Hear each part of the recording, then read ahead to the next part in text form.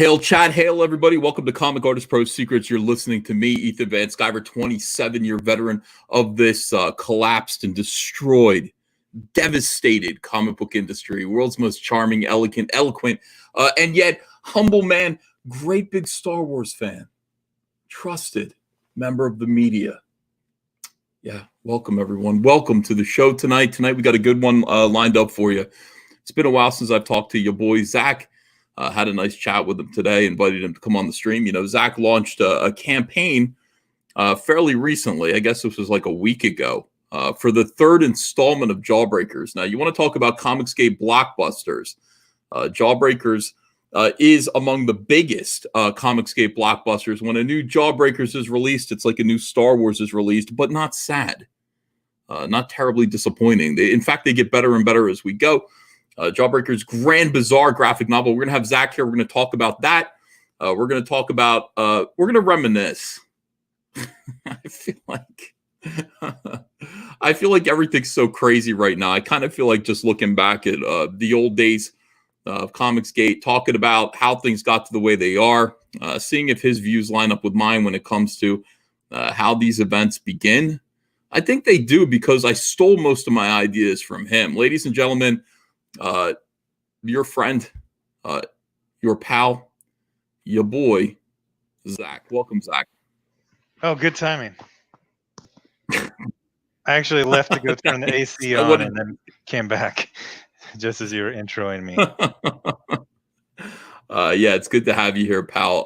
How's things? Have you ever seen any documentaries of about like Justin Bieber or anything like that? All the time. I've seen all the documentaries. You know his dad? No. So his dad is, pretty typically a guy trying to live through his son. And this is how he dresses whenever he's like, Justin, let's pray before let's pray before we go out on stage. Mm-hmm. So you're saying I dress like Justin Bieber's father? Stage dad. That's my son. Actually, you know what's really weird? My son Hunter, his nickname is Bieber. And it's Bieber because it has nothing. We named him that before Justin Bieber even existed.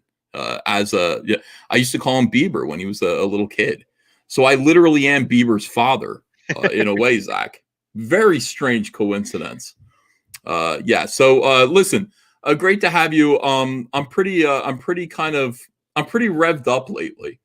I don't know if you're paying attention to what's going on out there, but it is absolutely crazy.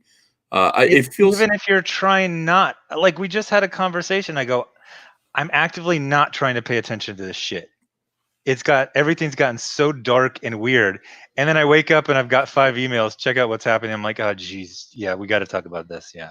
Do you get that too? Do you get like emails from people alerting you to lunacy? Yeah. I get it too. And, sometimes I wonder, do I want to talk about this? Because we get kind of accused. I mean, at least I do. And I think other people do, of feeling the need to stoke drama for the sake of selling comics. And when I'm confronted with that accusation, I don't know what they're talking about. I don't like talking about this stuff. I'm happiest when everything is going smoothly. People are selling their comics. Talking about mummies. Yeah, exactly. Like, I'm happy to talk about that shit. If there is no drama, you don't search for it. You talk about mummies. I remember being trapped into like a 40-minute conversation on that one time. It was you, Malin, someone else. I thought we were going to talk about the New Warriors. No, it was 40 minutes of mummies. Mummies. Well, mummies are interesting. I mean, New Warriors is not interesting, but mummies are interesting. The other thing I like to talk about is people shitting in swimming pools, because that's another problem. And look, if you look up poop in the swimming pool, you'll find articles mostly from Australia. For some reason, it's an Australian phenomenon of people like anonymously shitting in swimming pools. And it's like my number 3 market is Australia. Yes. I mean, there's that. I like it. I mean, there's that whole thing, the bumper sticker that says, "Welcome to our ool." Notice there's no P in it. Let's keep it that way. Well, for Australia, it's "Welcome to our L." Notice there's no poo in it. Let's keep it that way. What about you have a Australian superhero who his back looks like a log, and he just kind of floats in water, and he just kind of watches out the log. An anti-pool pooping superhero, Australian based. I like that because Australian public pools definitely need a hero, and I think that's a good way to go. So I'm pretty excited about Jawbreakers 3. We're going to talk about the craziness that's going on in the comic book industry and with and without COMICSGATE, inside and outside of COMICSGATE, because it is pretty creepy and strange. And we'll talk about why this is happening. But I do want to talk to you a little bit at the outset about Jawbreakers 3, because Jawbreakers 3, dude, look at this shit. Look at this. Best designed supervillain of 2020. Can you believe that? Yeah, that's Aaron Alfici designed. It's actually based off of this statue. But it's changed so much you would never, say, oh, that looks like the statue. But so I said, here's the inspiration, and he just took that and went wild with it. I mean, she looks great, and she, the heroes look like heroes next to her. This is really, really top-notch stuff. This looks like Marvel Comics when Marvel Comics was good. That's how I feel, Zach. I get that same kind of feeling about it. Like this is a big X-Men event.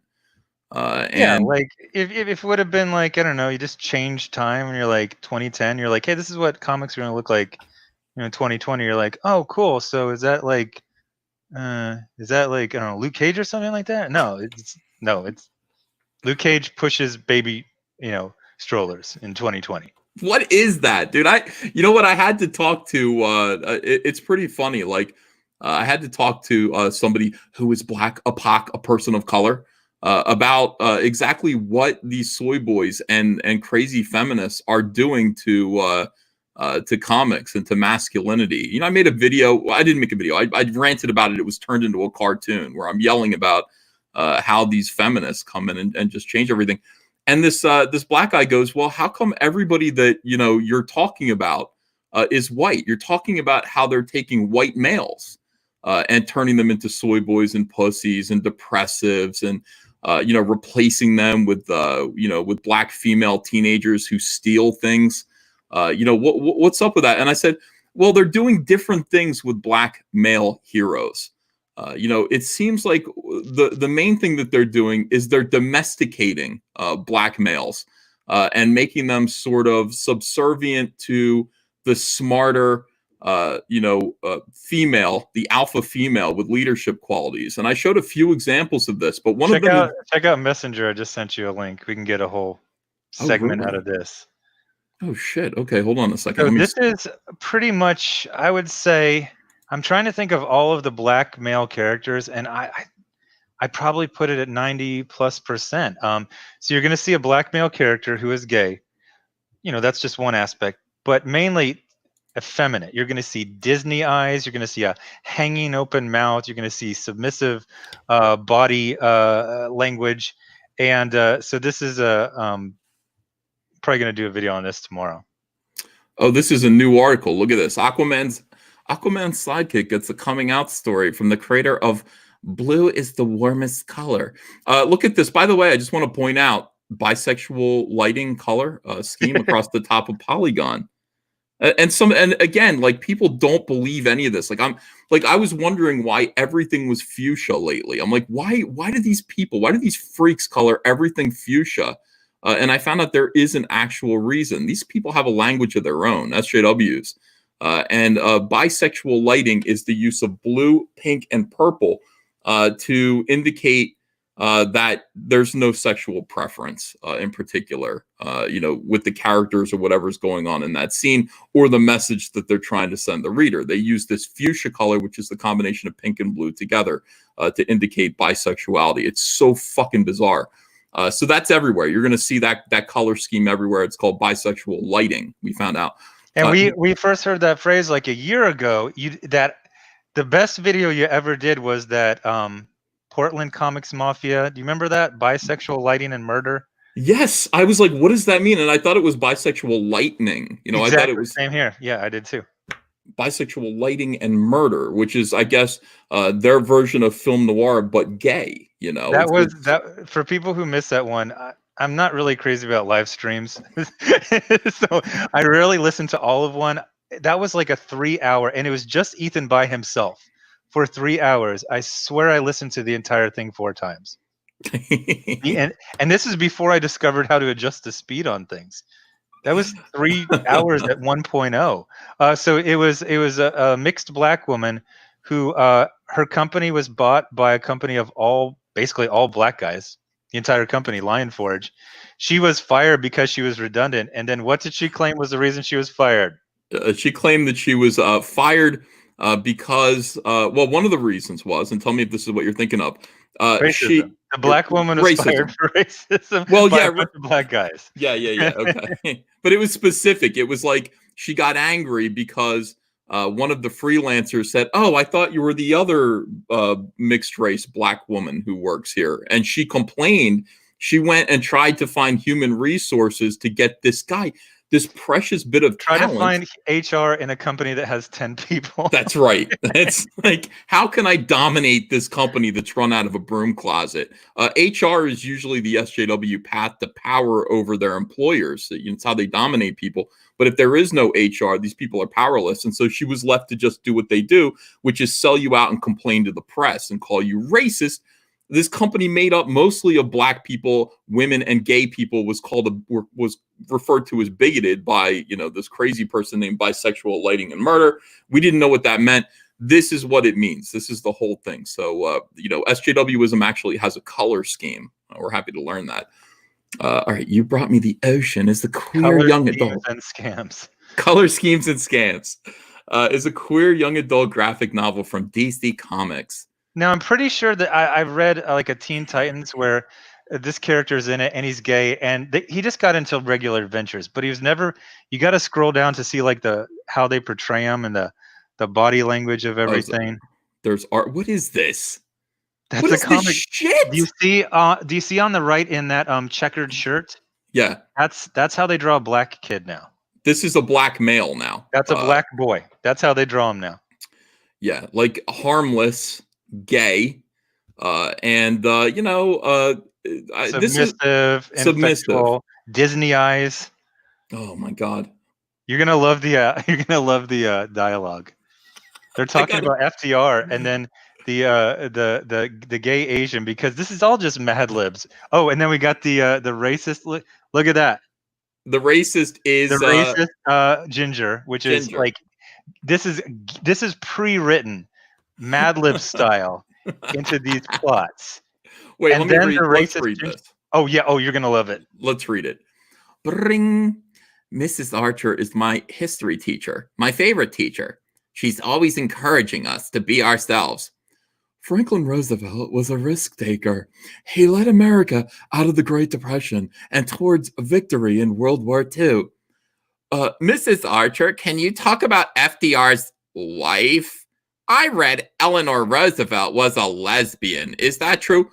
Yeah, don't worry about the Great Depression. Don't worry about World War II. Don't worry about any of that shit. Just worry about whether or not Eleanor Roosevelt cheated on Franklin Delano Roosevelt with other bitches. For people who are not from America or didn't go to a public school, our history books are usually not very good. Like the entire Vietnam War will get 2 paragraphs. World War II, might get a page and a half. So FDR's presidency is probably literally 1 or 2 paragraphs. But go on, you're gonna love this. I've known Kenny since middle school. He's always been outspoken in a way I wish I could be. But seeing how kids picked on him kept me from becoming his friend. Interesting question, Kenny. It's documented that Mrs. Roosevelt and journalist Lorena Hickok exchanged passionate love letters, but we'll never know the true extent of Eleanor and Lorena's relationship. I have a huge question. Yes. How does she know this off the top of her head? Now, you're a history buff. Mm-hmm. Yeah. Would you be able to say who Jack Ruby's male lover name was just off the top of your head? Yes, it was John F. Kennedy, and that's the fucking reason. That's the reason why he killed Lee Harvey Oswald. We did not have that prepared at all. Absolutely, I'm telling you. I am the Oliver Stone of this shit. All right, so it might have merely been a deep friendship. Or who's to say where Mrs. Roosevelt might have been on the spectrum of sexuality? Gender and sexuality are fluid like water. Ew. Love can take many forms. Again, this is a public school history teacher, like in the middle of a history lesson. Let me just go off about gender and sexuality being fluid, teaching them history in that way. Love can take many forms, like gay freak forms. And this guy's, look at this right here. That's John Delarose, by the way. That's actually fucking John Delarose, if I've ever seen him. Kill the queer. And they threw a paper ball at him. Why don't you go hang out in the cactus? You'll fit right in there with the pricks. Now, do you get that line? Because cactuses prick things. Scroll back up. They had a setup to this joke. There's cactuses in the background. Oh shit! Yeah, you're right. This is a DC comic book. This is DC Comics. When you worked at DC Comics, was this acceptable level of quality? No. This would not be an acceptable level of quality. This would be an indie book, and it would be okay that it's an indie book, but this standard of art would not be acceptable. This not even as a layout. That's like a windows from a Flintstones house. Like there's no glass, there's no panes. It doesn't go open upwards or inwards. It's just a giant hole in the wall with cactuses right outside. That's right. That's right. And it's just endless blinding daylight. Which is fine. That's one way to do it. All right. So he throws the ball at the ginger, hits him right in the head. It says "flap." The girls are impressed. You just signed your death warrant, freak. Bring. As each of you mature into your sexuality, hopefully your minds will mature too. Zeke, stay after class. Zack. What class is this? This is a history class. They were talking about FDR, and it that devolved very quickly. It did. It really changed into this big woman here, this hulking woman. Who's that guy from The Room, by the way? What's the guy's name? I can't remember. Looks like him a little bit here. The guy who's. Did you? This didn't really make the news much, but he had a lawsuit that he just lost to the tune of $700,000. Turns out he didn't direct The Room. What? He spent like 5 years trying to stop a documentary where like the first assistant director is like, yeah, I directed the whole thing, and everyone else is like, yeah, he did all the directing. Holy shit. That changes everything. I mean, that changes my entire worldview. I really thought he did direct that movie. What a loser. And he's not even a history teacher either. Oh, shit. Okay. All right. So going down. Those creeps are so annoying. Are you like okay? They threw a watered up piece of paper at him. Yeah. Yeah. Don't let the goons get you down. See at swim practice. With all the flack he gets, you've got to admire Kenny for not being scared to make waves. This is pure propaganda. This is really something else. Yeah, I wonder how he works up the nerve. So you want to go to work on our college applications, like students? Do you want to go to work on your college application? Can we do it some other day? I want to ask Ms. Archer for a recommendation letter. Great idea. I will go with you, fellow kid. I wanted to talk to her. Oh, this is the hammering home that he's gay.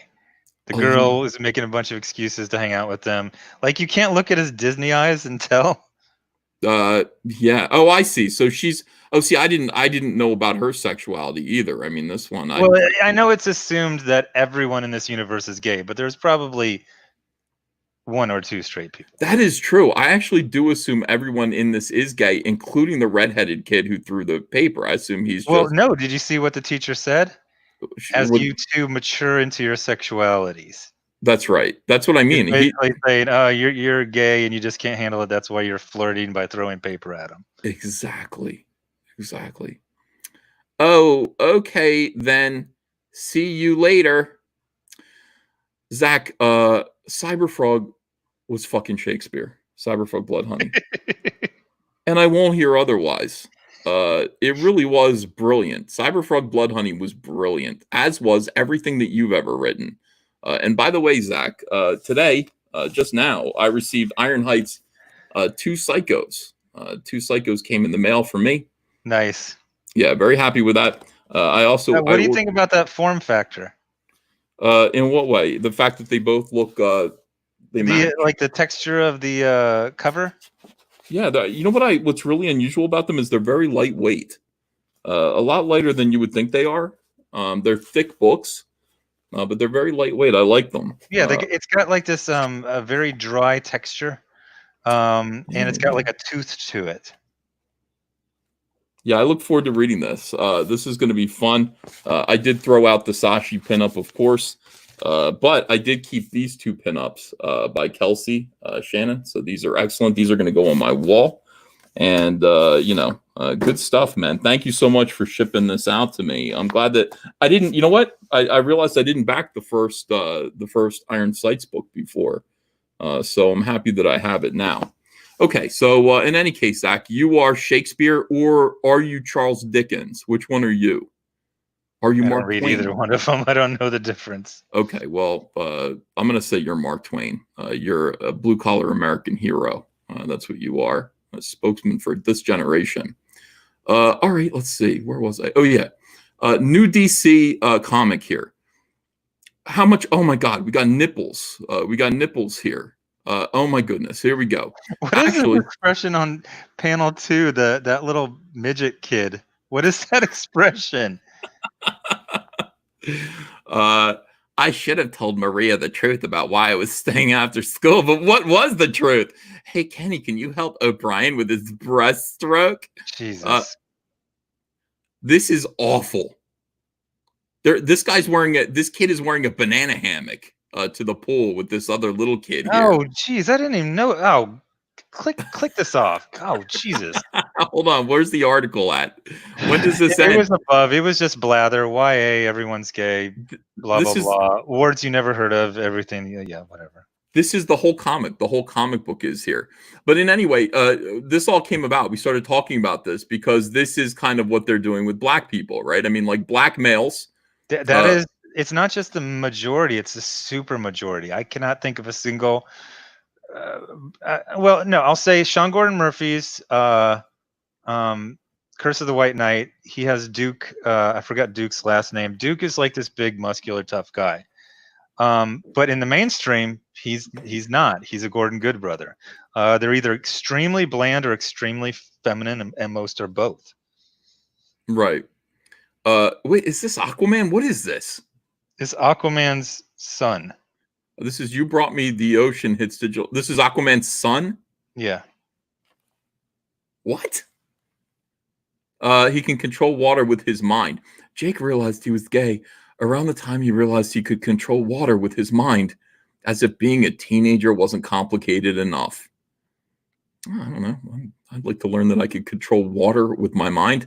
Instead, I have to use my hand. I have to turn on the spigot. Like most people, it'd be good to not have to do that, I guess. Zach, what the fuck is going on?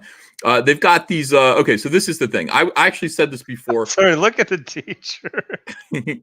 I said this before. So this is what they do. They make black men into slippery, genderless kind of creatures, little salamander and they're always creatures. Like the wimps too. And again, this is SJWs are obsessed with subverting expectations, which makes it really easy to let you know what they actually think of any different group. When basically 95% of time you make the black male characters weak, effeminate, submissive, ineffectual. What SJWs are saying is that they find black people threatening, overly dominant, overly aggressive, so they're going to flip the script. And That's what's the other thing they do with them, Zach? They make them all super geniuses. Women, this is more. No, the men too. The men too, pal. Mr. Terrific, super genius over at DC, the second smartest guy in the DC Comics universe. I know you don't know that because you don't give a shit about. Well, you know who's the smartest in the Marvel universe now? Who? Black Panther? Shuri's sister. Shuri, Black Panther's sister, is now the smartest in the Marvel universe. Oh Fascinating. So yeah. So when you do the very easy, reverse engineer, what they're saying is they don't find black people intelligent. Imagine someone was pitching, like, so I got this story. It's about a black woman and she's smart. Like, you can tell they say it like you're supposed to clap. Like, what? Are you kidding? I did not see that coming at all. That's amazing. I mean, everything they do is social engineering, right? So, I mean, they are trying to make a statement here, and they're trying to. And it's interesting. I actually talked about this with Eric July on his show. I was just like, everything they do is social engineering, and they're telling you these are white kids that are actually doing these comics. These are white guys like Brian Michael Bendis who are actually creating the aspirational heroes for black males. So they're telling black people exactly who they think black people should be. And the answer, by the way, is usually, did you see the New Warriors, the original New Warriors team as presented in the, the weird, they showed Sunfire or whatever her name is, and they showed your guy. What's your guy's name? Night Thrasher? Night Thrasher. Yeah. They showed him as a big hulking black man with an amused smile on his face, standing in the same position that they always show whenever there's a superhero team at Marvel now. They got the women, the alpha women in the front.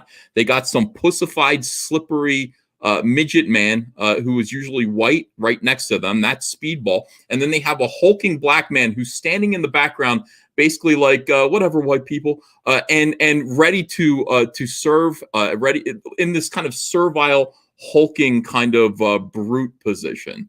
In every single one. And I showed it twice. I showed it in two different spots in Marvel Comics. Same exact layout twice, where you've got the kind of Heather Antos, alpha bitch in the foreground. You've got a lesbian next to her. You've got a pussified white guy to the right. And then behind them is a large black man who's just going along with the whole thing, not leading anything.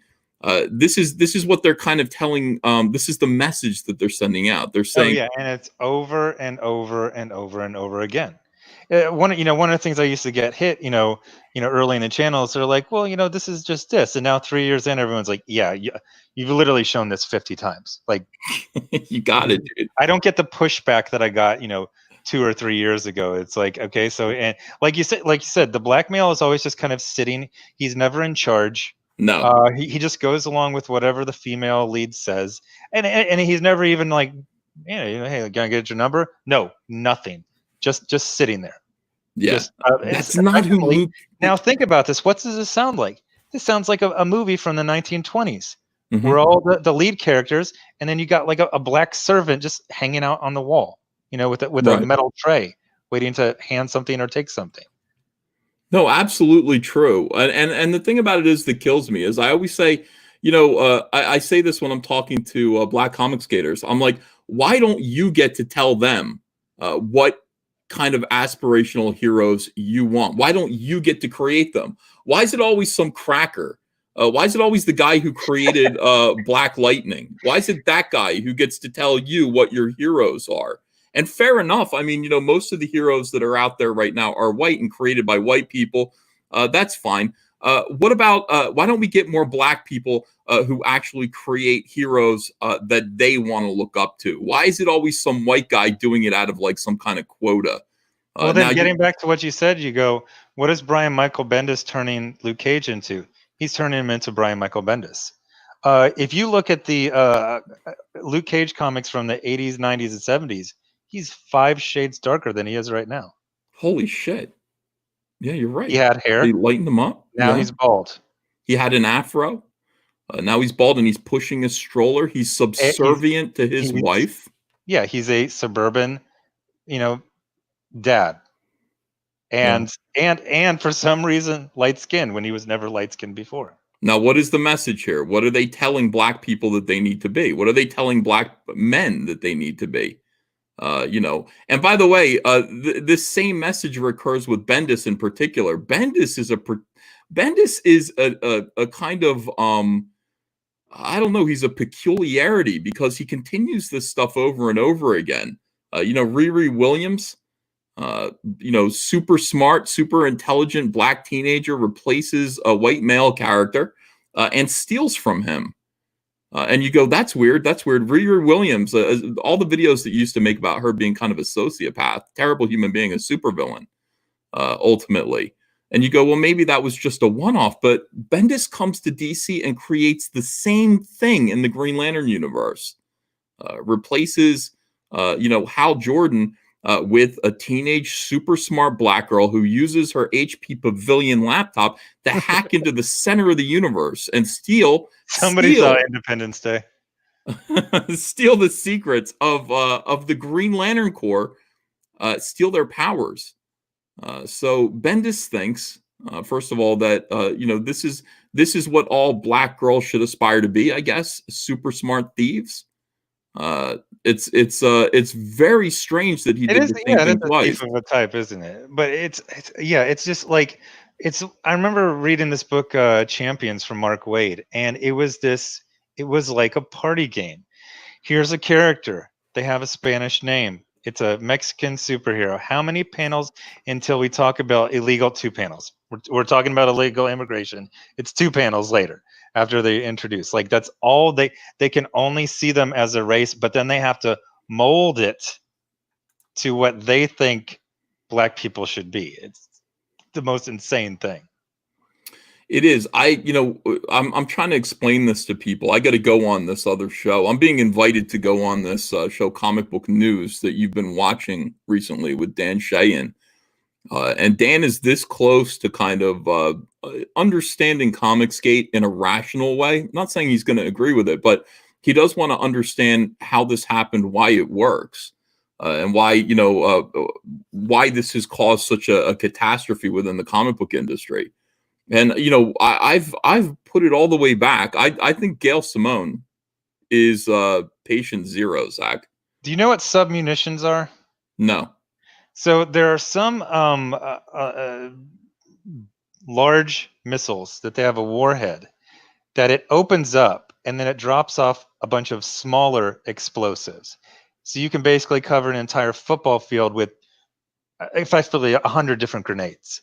Mm-hmm. And that's what I see Gail Simone is. She kind of rocketed in. Maybe that's why Rocket Spouse. He's the spouse of a rocket. And then, she detonated and you go, oh, it didn't explode. Just little things came out. All of those things that came out were bombs. Yeah. It's all of the people that we have to deal with and Sean Gordon Murphy has to deal with. It's all these, I'm from this group. You can't say anything to me. I'm going to hurt people. I'm from this group. You can't say anything about me. I'm going to hurt people. It's literally just explosives that cause damage. So talk about a segue. Yeah, do you like that? This is Joe Glass. Today is May 9th? It is. Joe Glass. Well, earlier we were talking. Sorry to interrupt, but I was just talking about like this stuff gets to me, like the ugliness, like of the soul, not of the flesh, of the soul. Of these people, like their life is nothing but causing problems, misery for others. And I was like, I can't even look at this stuff anymore. But I wake up and I got this stuff and I look and it's 10 times worse than the last stuff I saw. This is, and so, just get right into it. It's, it's very rich. If anyone needs to take a potty break, go right now, because we'll talk for an hour straight on this thing. Yeah, well, let's go back to Gail for 1 second before we get to this, because Gail could be that. It could be a Trojan horse type of situation. I think that's kind of the same thing, same analogy in a way. Yeah, vaguely. Yeah, something that something that carries other things that harm people. It's called entryism. In other words, it is. Yeah, like you don't hate women, right? Of course I don't hate women. Well, come on in, Gail. You're a woman. Geez, it's been 15 years of just what did she say? Chipping away at the tent poles. That's what she said. Yeah, she was trying to. She said, "Look, the comic book industry is held up by white males, and we need to chip away at those tent poles." And that's what she's been doing. Anyone does she know what happens when a tent pole snaps? Everything collapses. The circus ends. That's what that can be. Okay, so to do the analogy, yes, you have Superman and Batman and Spider-Man. This is the tent poles. They hold up the tent, and then you create a new great character, and then they are able to do their displays and their daring do's and all their acts inside the tent that is held up. Yeah. You don't destroy a tent pole. Why would anyone ever do that? You don't do it. That's a terrible thing to do, especially when this is an industry that supports thousands of people and pays their bills, or used to, and keeps people's families fed. You want to continue. You want to recognize who your audience is, and you want to continue to promote and appease those people. But Gail Simone came in. She said, "There's something I'm noticing. I'm noticing that." Women in comics, fictional women in comic book stories, are being cut up and thrown into refrigerators to further the storylines of male characters. And here's a good example. This is this Green Lantern story by Ron Mars, in which Major Disaster, horrible fucking name, kills Kyle Rayner's girlfriend. Whenever people are like, how come you don't like DC Comics? How come you're not into the DC universe? It's because they have characters named Major Disaster. Yeah, it's embarrassing. You have to kind of internalize Saturn Girl and Cosmic Boy. You know what I mean? And just be like, it is what it is. Let's tell good stories with these characters. And before too long, you go, yeah, Cosmic Boy's awesome. You forget how like ridiculous those names are. Matter Eater Lad. Just bouncing boy. Yeah. Come on, dude. So Major Disaster. He kills Kyle Rayner's girlfriend and cuts her up and puts her in the refrigerator. Kyle opens the refrigerator and he's like, "Oh my god, oh, now I'm really mad. And now I got to go fight because you killed my girlfriend." So Gail responded to this with an article, a feminist article, very, very much like Anita Sarkeesian would later, trying to point out all these tropes in which female characters were being misused, in her opinion, abused in order to, kind of motivate the male characters. This is what kind of. And he froze on my end. I have no idea if I'm frozen on your end, and I'm just going to stall for a little while. Happens, guys. I'm back. That's going to happen from time to time. Sorry, Could Zach. you And I hear did me? refresh. Yeah, I could hear you just fine. I just saw myself become a black circle that spiraled around a little bit, but that's fine. If that happens again, Zach, go ahead and just sort of chat until I come back. That guy who does the animations of you, he's going to take that last line of dialogue and do some crazy stuff. What did I say? How did it end? I turned into a black circle just spiraling around. In any case, yeah, this is the whole thing. Like, all right, so women are being mistreated in comics. And I can prove it by this one example from 60 years of publishing. That's right. To which, in this great article, "The Phases of a Geekergate," this is step one. SJW Criticism. A popular IP is criticized by SJWs for being racist, sexist, misogynist, homophobic, and a smattering of other things.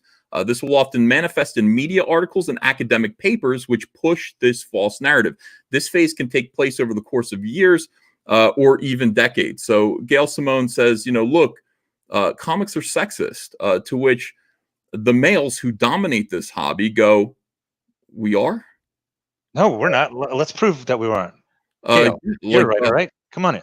Yeah, we're going to let more women in. Obviously, this male-dominated hobby that's fundamentally about the masculine fantasies, power fantasies of men, shouldn't ever be about damseling. It should never be about men being motivated by women and trying to save women.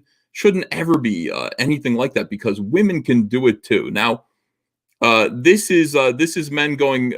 By the way, this is also men are incentivized to allow this to happen by women telling them and feminists telling them, and also SJWs, soy boys, we can double our audience. Don't you want women to read comic books too? If only women aren't abused in comics the way Gail Simone points out, and women in refrigerators, you're going to double your audience. And that's just good business, my capitalist friends. It's just good business. I always get worried when a communist is telling you, trying to do a business angle. It's like when the atheists always want to bring up Jesus. Really? Would Jesus do that? that kind of phased out about 5 years ago. But I remember 5-10 years ago, every atheist would always use Jesus. Like, I have no respect for your belief system, but maybe I can use your beliefs to get you to do what I want. Would Jesus do that? That's their technique. It's absolutely ridiculous. But this is the thing. So you kind of go, oh, you're right. Like dummies go, yeah, yeah, yeah. Now here's the reality of the whole situation. Okay, I love women. I'm married to one. Now if I go up to Andrea and I say, you want to watch Star Wars with me? She'll say no, and I'll say, why not? And she's like, I don't like Star Wars. And by the way, none of her friends do either. And I go, well, is it because there aren't enough women in it? If I put more women in it, will you watch Star Wars? And she'll go, no. Exactly. It's not for me. I don't like that shit. I want to watch home decorating shows. I want to watch that stuff. However, if you put Jason Momoa in a superhero movie with his shirt off, I'll watch 30 minutes of that. And that's, that's what. That's getting clipped as well. Fuck. That was me quoting a woman, my wife in particular. This is the thing. They trick you. They go, the reason why women don't like what men like is because not enough women are in it. And that's a lie. That's not true. The truth of the matter is 95% of readers of comics are men. And there's you saw that video I did where that the redhead from Marvel, she's trying to attract female readers while talking to them like they're 3-year-olds. It's like women have what she's really somebody pointed out, she's not talking to women as if they're children. She's talking to them as if they are cats. That's the voice you use when you're talking to a pet. Hi, come here. Yeah. You want to read a comic? A comic. Like this is this is a kind of a side issue, but I said this in a video yesterday. I want to see if you're gonna disagree. There was not one woman in comics in the 1980s. I'm trying not to use double negatives. Every woman in comics in 1980s was respected. There wasn't one where you go, oh Jesus, who's writing that? Oh jeez. Yeah, there wasn't. You're right about that. Yeah, you'd see Louise Simonson, you'd say cool. You'd see Joe Diffie, you'd go cool. You'd see Anna Senti, you'd say cool. Now there were a couple artists that kind of had very, very like, I would call them girly styles, where you'd be like June Brigman, you're like, miss me with that. I love June Brigman though. June Brigman. It's a very female style. Sure. Yeah, you wouldn't put her on the Punisher or X-Men or anything like that. No, she did good on the book she was. She's good for Power Pack. Mm-hmm. But there was not anyone where you just like, yeah, okay, whatever. Like they were all respected, and it wasn't even like a thing. You're like, do we respect Louise Simonson? Like there was never a reason to not respect them. If they were in, it's because of talent. That's how you got in. That's how you get stayed in. If you didn't sell, you were out of there. Mm-hmm. Anna Senti is like, I don't know if she's a comic. She's very far left. She could still write a Punisher versus Daredevil fight, talk about her philosophical stuff, get in different, political views, and it was still worked as a comic. And she would do interviews and she would say, I understand this is a boys' medium. So I write in the fist fights, which don't interest me. I write in the gun fights. I co-create a character named Shotgun. I don't like guns. He's like this cool black guy with like dreads. He's got all these shotguns that shoot like special rounds. And she played the game. She knew, this was a game. This is a field mainly for men and boys. And she understood that and she prospered. Well, yeah, that's exactly right. And by the way, I don't see too many of these feminists bringing up Annie Nocenti and being happy for her. And it's very awkward. When they bring them up, they'll like bring them up like, it's so-and-so's birthday. Women, yay. Now here's Heather Antos complaining about something that happened 12 years ago.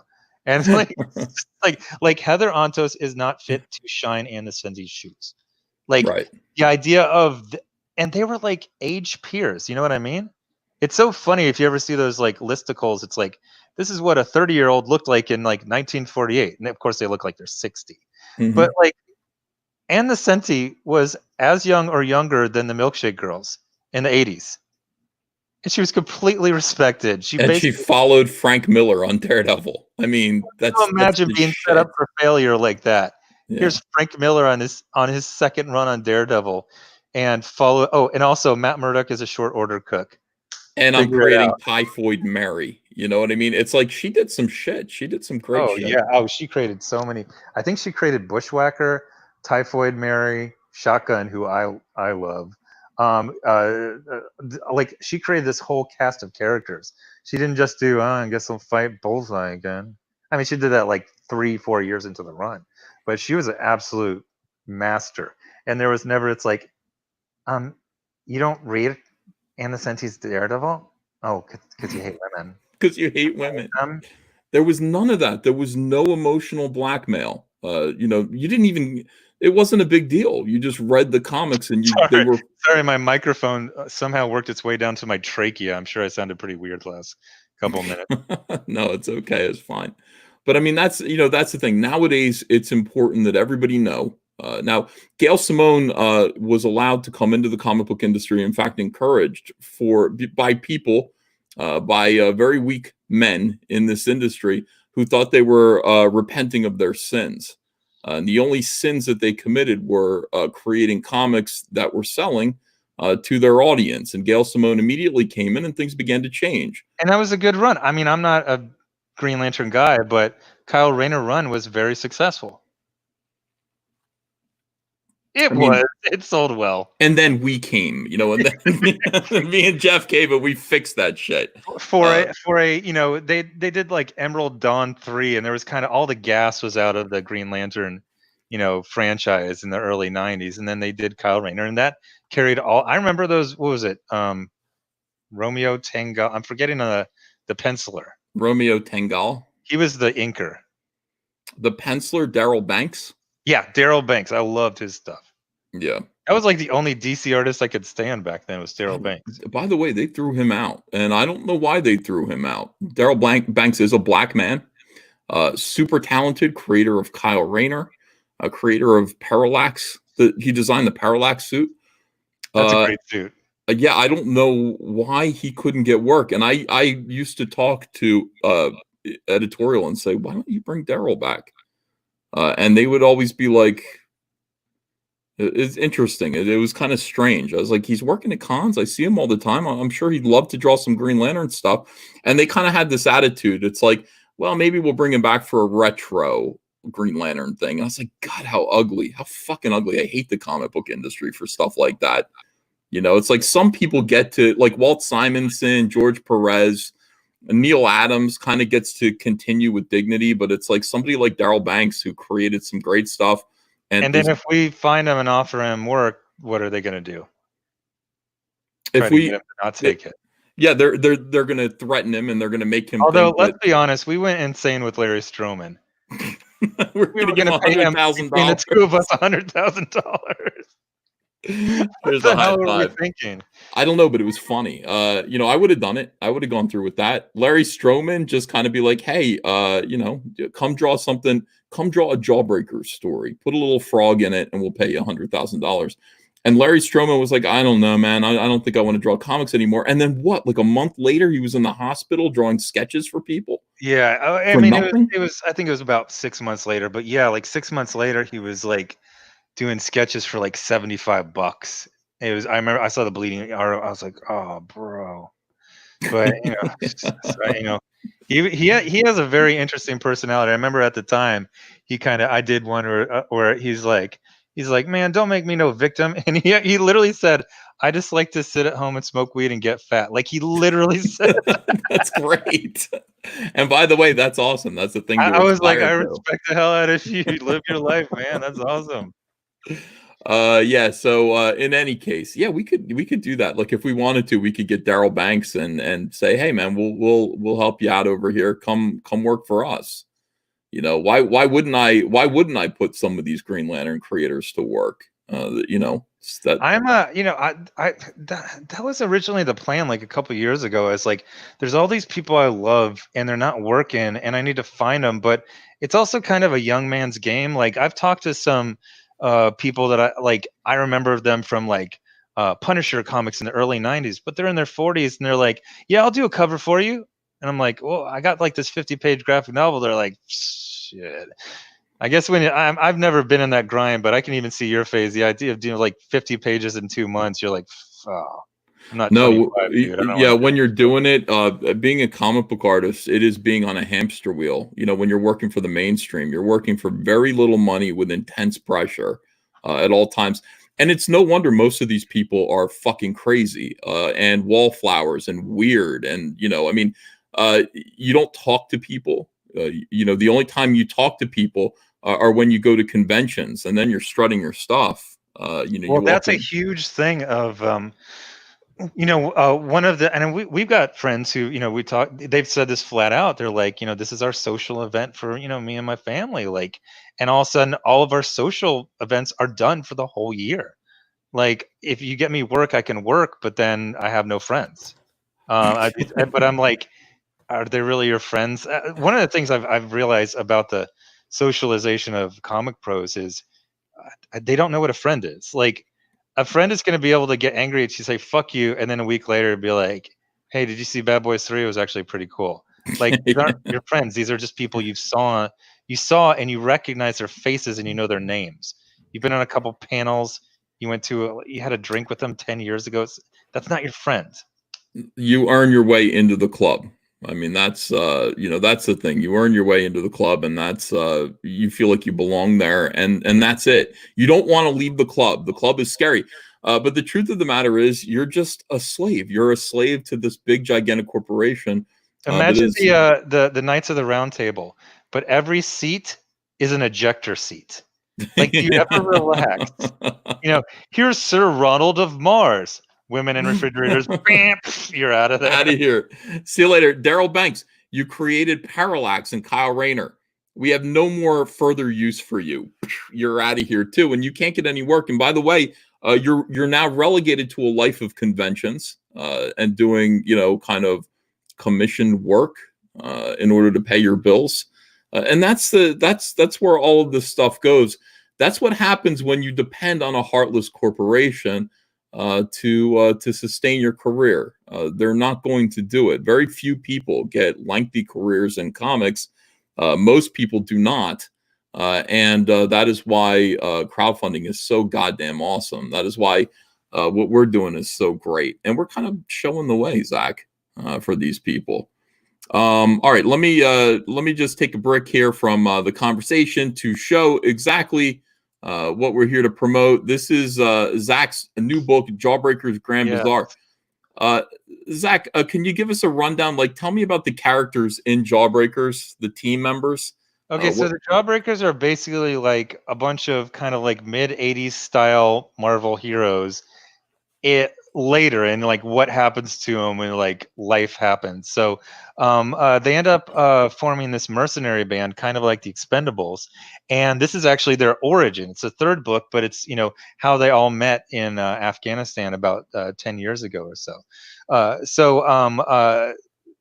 Just talking about one of them, Silkworm. Silkworm was basically like Peter Parker. He was like that happy-go-lucky younger guy, but then just as Peter Parker got married and had a kid, so eventually one time, like, oh, we're gonna kidnap Aunt May. So finally he has a kid. She's I don't know, 2 or 3, and then some guy like the Scorpion's like, I'm gonna kill your kid, and he's like, wait, what? Excuse me?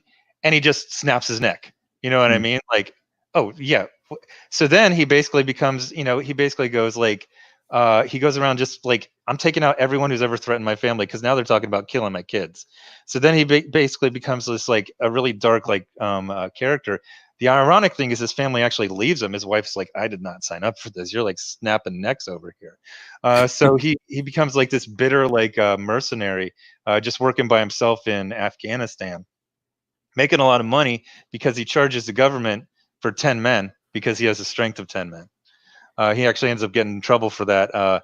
And then in this situation, this kind of, if you look at the screen, there's this ancient character, and she creates this thing called the Grand Bazaar, where you can get anything you want, but you can't use money. You got to trade. So you got to bring amazing things there to trade them for other amazing things. So this is where all the Jawbreakers end up meeting, is inside the Grand Bazaar. Looks like it just kind of springs up from hell. I mean, it's if you look at the way this is drawn here, and this is by the way, this is artwork by Aaron Alfici. Yes. Who is just absolutely amazing. Where did you find Aaron anyway? A musician friend of mine, who the first time I met him, he was covered in blood. It's a long story. What? It was his own blood. Okay. Yeah, a musician friend of mine named JT. It was back like John Malin wanted to go do Graveyard Shift, and I was kind of like, oh, I need an artist. but it was at the very height of like the SJW's like, we will destroy your life if you even think of working with Zack. So I was kind of, desperate. I was like, what am I gonna do? Like, and then I was kind of looking around to other people, and everyone's kind of scared. They're like, I want to, I could use the money, but like, check back in a year. People kept saying like, let's check back in a year when things have calmed down.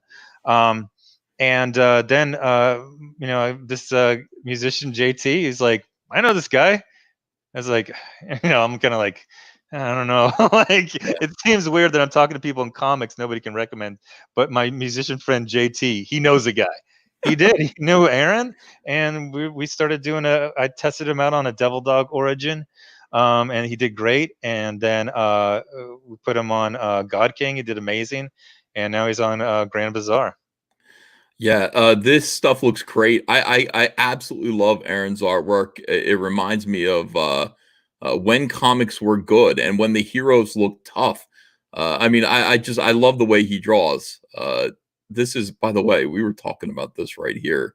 I mean, it's like Aaron inherited Neil Adams. A lot of people, well, there might be some people in the chat who don't know who Neil Adams is, but Neil Adams is one of the most influential Batman, Green Lantern artists of all time. And this style of fighting here, where your eye follows this path here, look at it's literally a Z shape.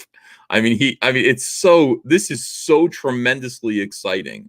This page right here. Does this exist physically, or is this still Unfortunately, I think that is a digital page, but we did talk about, I go, on a couple of these pages, you really need to do them physical because I can get you a lot of money for them, So he's already done one physical, and thanks for reminding me. We're going to, we'll have that conversation again. I said, pick out a couple that you think are really good and you can make some money. This page is worth $4,000. This is a fucking awesome page. But I'm pretty sure that's a digital page. Yeah.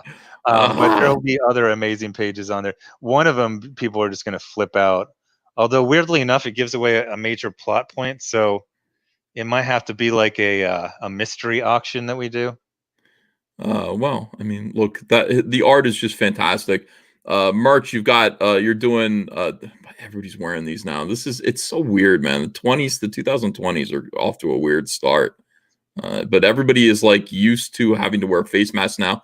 I don't know if everybody has to do this all over the world or all over the country, but in New Jersey, you can't go in. You can't go in anywhere without one of these on. It's the end of the world. Yeah, it's down here it's not mandatory, but weirdly enough, more people are doing it now that it's not the law. And they'll drive. Like they used to put the mask on 2 steps before the front door. Now they drive down the street, get out of their car, it's already on. Like they're living with it on. It's so weird. It's a neck gaiter. It's good for warmth. It's also good for meeting the cloth mask requirements in your municipality. In some areas, I think it's going to be the rest of the year. It's probably going to be mandatory, and I think in some areas it's going to be on and off for the next couple years. Like Austin got relaxed, and then they re-strengthened the laws. You didn't have to wear masks, and then they put it back on. Weird. The funny thing is, Austin is in Travis County. They said the Austin rule goes until May 15th, and the county rule goes until May 30th or something like that. You're like, what the hell's going on? Yeah, like this is the thing. I even if they tell me that I don't need to do this in Jersey, I'm doing it anyway. Like I don't want to get sick, and common sense. Really high. Jersey and New York State have it ridiculously high. But then I'm in a state where there's 34 deaths per million people. Mm-hmm. Right. There's more people getting struck by lightning on golf courses. You got to be careful about that too. I mean, fuck. But yeah, so this is a neck thing too. Like this is something that it covers your neck. I mean, I didn't know that. It stretches. It's a neck gaiter, so it goes around your face, and then obviously some people like to wear it. Like when it gets cold, you kind of pull it up on the back so it goes higher up on your head. You know what I mean? This guy's wearing it kind of low. I feel like if you wear it up higher, then it kind of matches the Devil Dog mask better. Oh, it's awesome, and you got dog tags here too. So that'll be fun because it's It's devil dog tags. But like if you're in America, your social security is actually based on your state and the year that you got it. So actually look that up. So it's like if you're from that state or from that year, you'll probably recognize those numbers. All right. Hey, we got 1,987 people watching right now, guys. Take a minute to smash that like button for me. Just hit that thumbs up. It really helps us to continue to it stops YouTube from effing with us. YouTube I've never wants asked for a thumbs up. I should probably start doing that. yeah. They nursed me for a whole year. A whole year. You remember that? It's like gain 50, lose 50. Oh, that's an amazing coincidence. Yeah. And by the way, there are people in the chat right now that are like, I've had to resub to you 6 times, Ethan. I don't understand what's going on. Well, when I do too many live streams, I think that has to do with YouTube punishes me for that. But also, let's face it, I think it's our message that gets us in trouble too. So, yeah, guys, if you wouldn't mind smashing that thumbs up, that helps us. And by the way, take a minute to back Jawbreakers Grand Bazaar. Let's get this to 75,000 tonight. We're at 71. We just hit $71,104. 1,505 backers. Look, if you guys backed 1,500, nice.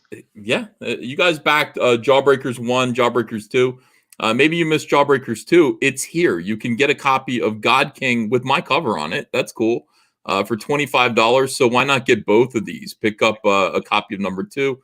Which is called God King, and then also pick up a copy of Grand Bazaar. And let's get Zack to 75,000. Zack obviously should be 6 figures by now. I take the blame for that. I should be promoting Zack a little bit more, Zack. Over here, we've got Everyone my book. was telling me they're like, you need to promote more. You need to promote more. And so I got a new router, a 5G router. So you notice I'm not dipping out and turning auto tune and stuff like this. You sound good. I mean, this is great. We can actually get work done now. I remember you go, it's so stressful inviting Zack on. Because you sound like you're in a tin can, and that's fine. What it reminds me of is it's like Zack died and we're contacting him via Ouija board. But what he's got to say is so important that we'll excuse the fact that it sounds spooky as fuck. Now you sound great. Speaking of like old timey scary stuff, so I brought up Bloody Mary a bunch of times, right? Yes. And when you were growing up, did you guys do Bloody Mary? Yeah. A couple of times when we were kids. So I thought it was a Catholic school thing. Apparently everyone does it if you grew up in the 80s. So you'd go into a bathroom and there'd be in the mirror and you'd start chanting Bloody Mary's name, and then something spooky would happen, which was really just your eyes adjusting to the dark and seeing, something behind you. So I don't know why. I never think about, like, one of the things are like, Marvel should hire you. It's like, I don't know if they should, because I never get Marvel ideas ever. I never get ideas for characters that I don't own. I just always think of like Jawbreakers ideas. I've been watching a bunch of Saturday Night Live lately. So I got this idea of all these kids like getting scared by Bloody Mary, but then the door's locked and they start freaking out. But then Bloody Mary is giving like good adult advice. They're like, well, did you jiggle the handle? No, you gotta pull while you're turning it. And then they're like, it's still locked. She's like, calm down. Call the super on your cell phone. They're like, we don't have service. They're like, okay, so here's the deal. There's a pipe. Knock on that. They'll hear it upstairs. I thought that was funny. That could actually be a comic book strip there. That could be like an extra backup thing. This is Cyberfrog 2 Wreck Planet. This is my book, and it's shaping up to be the biggest single crowdfunded campaign of all time. 724,000. We're this close right now. We're about $500 away from hitting our next stretch goal, 725,000. Well, we're going to do another trading card. 25,000. Yeah. I like peek at this thing every 4 days, and it's up like another 100,000. Well, I've only got 5 days to go, so I mean, what happens in 5 days? It's going to go in demand, but 5 days is the remainder of the campaign, and so this is where. You've sold 725,000. It's already in demand. That's one way of putting it. Yeah, literally it is in demand. But we're still funding. We're still in our funding period. And I look at this I love when SJWs all of a sudden use your name in the middle of a conversation. Ethan. Yeah. The SJWs, by the way, this is how I search for myself now on Twitter. I will put Ethan Van Sciver, take out the vowels and replace them with asterisks, and all kinds of shit Egon comes von up. Scribbler. Yeah, or they'll sit there, they'll do this other thing. They'll call me evil vicious snake, but it's all capitals, Oh, are you EVS. serious? Yeah, they're so fucking Oh, Jesus. it's This like is not an industry, and we're going to see it when we get back to that Twitter thing. It's not. People say, like, how do I get into comics? And I say, don't don't do it. Yeah. get into IT. Like, get into, I don't know, go apply for the fire department. Read comics, read older comics and Indiegogo stuff. Remember Eric Larson? Oh, you don't need new comics. There's 80 years old comics. Fine. Yeah. Fine, Eric. That's fine. We'll do Indiegogo and we'll do back issues. We're fine. No, don't get into comics. It's not an industry. No, just do this. Don't get into the mainstream. Don't become a slave. Do this. Become your own boss. I would recommend this to everyone. It takes a while to work up to the point where you have an audience to market your comics to, but this is true freedom. It takes a year. That's what it took me, right? I mean, you and me, Sweetcast, it was all about a year and change. Yeah. A year and change of daily content and not your little how to draw Robin bullshit from 2018 videos people watch. Right. You got a little hurt when I just saw that. I saw that little body language. The head tilted down. No, I was reading the chat down here. Oh, no, I got you. Zach, I have an iPad here so I can see the chat while my screen on the computer is just Jawbreakers Grand Bazaar graphic novel. And noticing that we picked up a couple more backers, but we definitely need more. So guys, now's the time to show your support for Zach. Showing up, turning up. I see 13 in the last few minutes. Yeah. Let me see here. So I was talking to Ethan. I was like, give me some advice, and he's like, dude, Jeff Lemire is not your competition. Stop saying that. You're just not promoting it enough. Yeah, well, yes. I gotta say, I think we have our own audience here that we don't share. If you remember, like a couple weeks ago, there was a whole bunch of drama about like waiting in line to be promoted by you. So I was like, I don't even want to deal with that. I'll just promote myself. And then obviously that didn't work. It worked, 70,000. It's good, but it's great. You go on the Johnny Carson show. You don't make a movie and then not go on the Johnny Carson show, 1982 or whatever. No, but Zach, you've got an open invite. I mean, here's the thing. When you're on my show, I get 1,949 people watching me. So it works for me too. You and me have a lot to talk about. We've been here since the start. Well, I came on a little bit after you, but man, we got so much to talk about tonight. All right, guys, we're gonna switch back to the conversation. Please do go ahead and you guys are. Thank you so much. You're throwing Zach a lot of support. 71,513. Let's see this get to 72, and I would love to get this thing to 75,000 tonight. That's COMICSGATE showing support for Zach, who I think is an elder statesman of CG. And by the way, do not miss this book. These books are beautiful. He's already delivered 2 of them. He's delivered 2 Iron Sights books. You can trust him to actually send these comics to you. I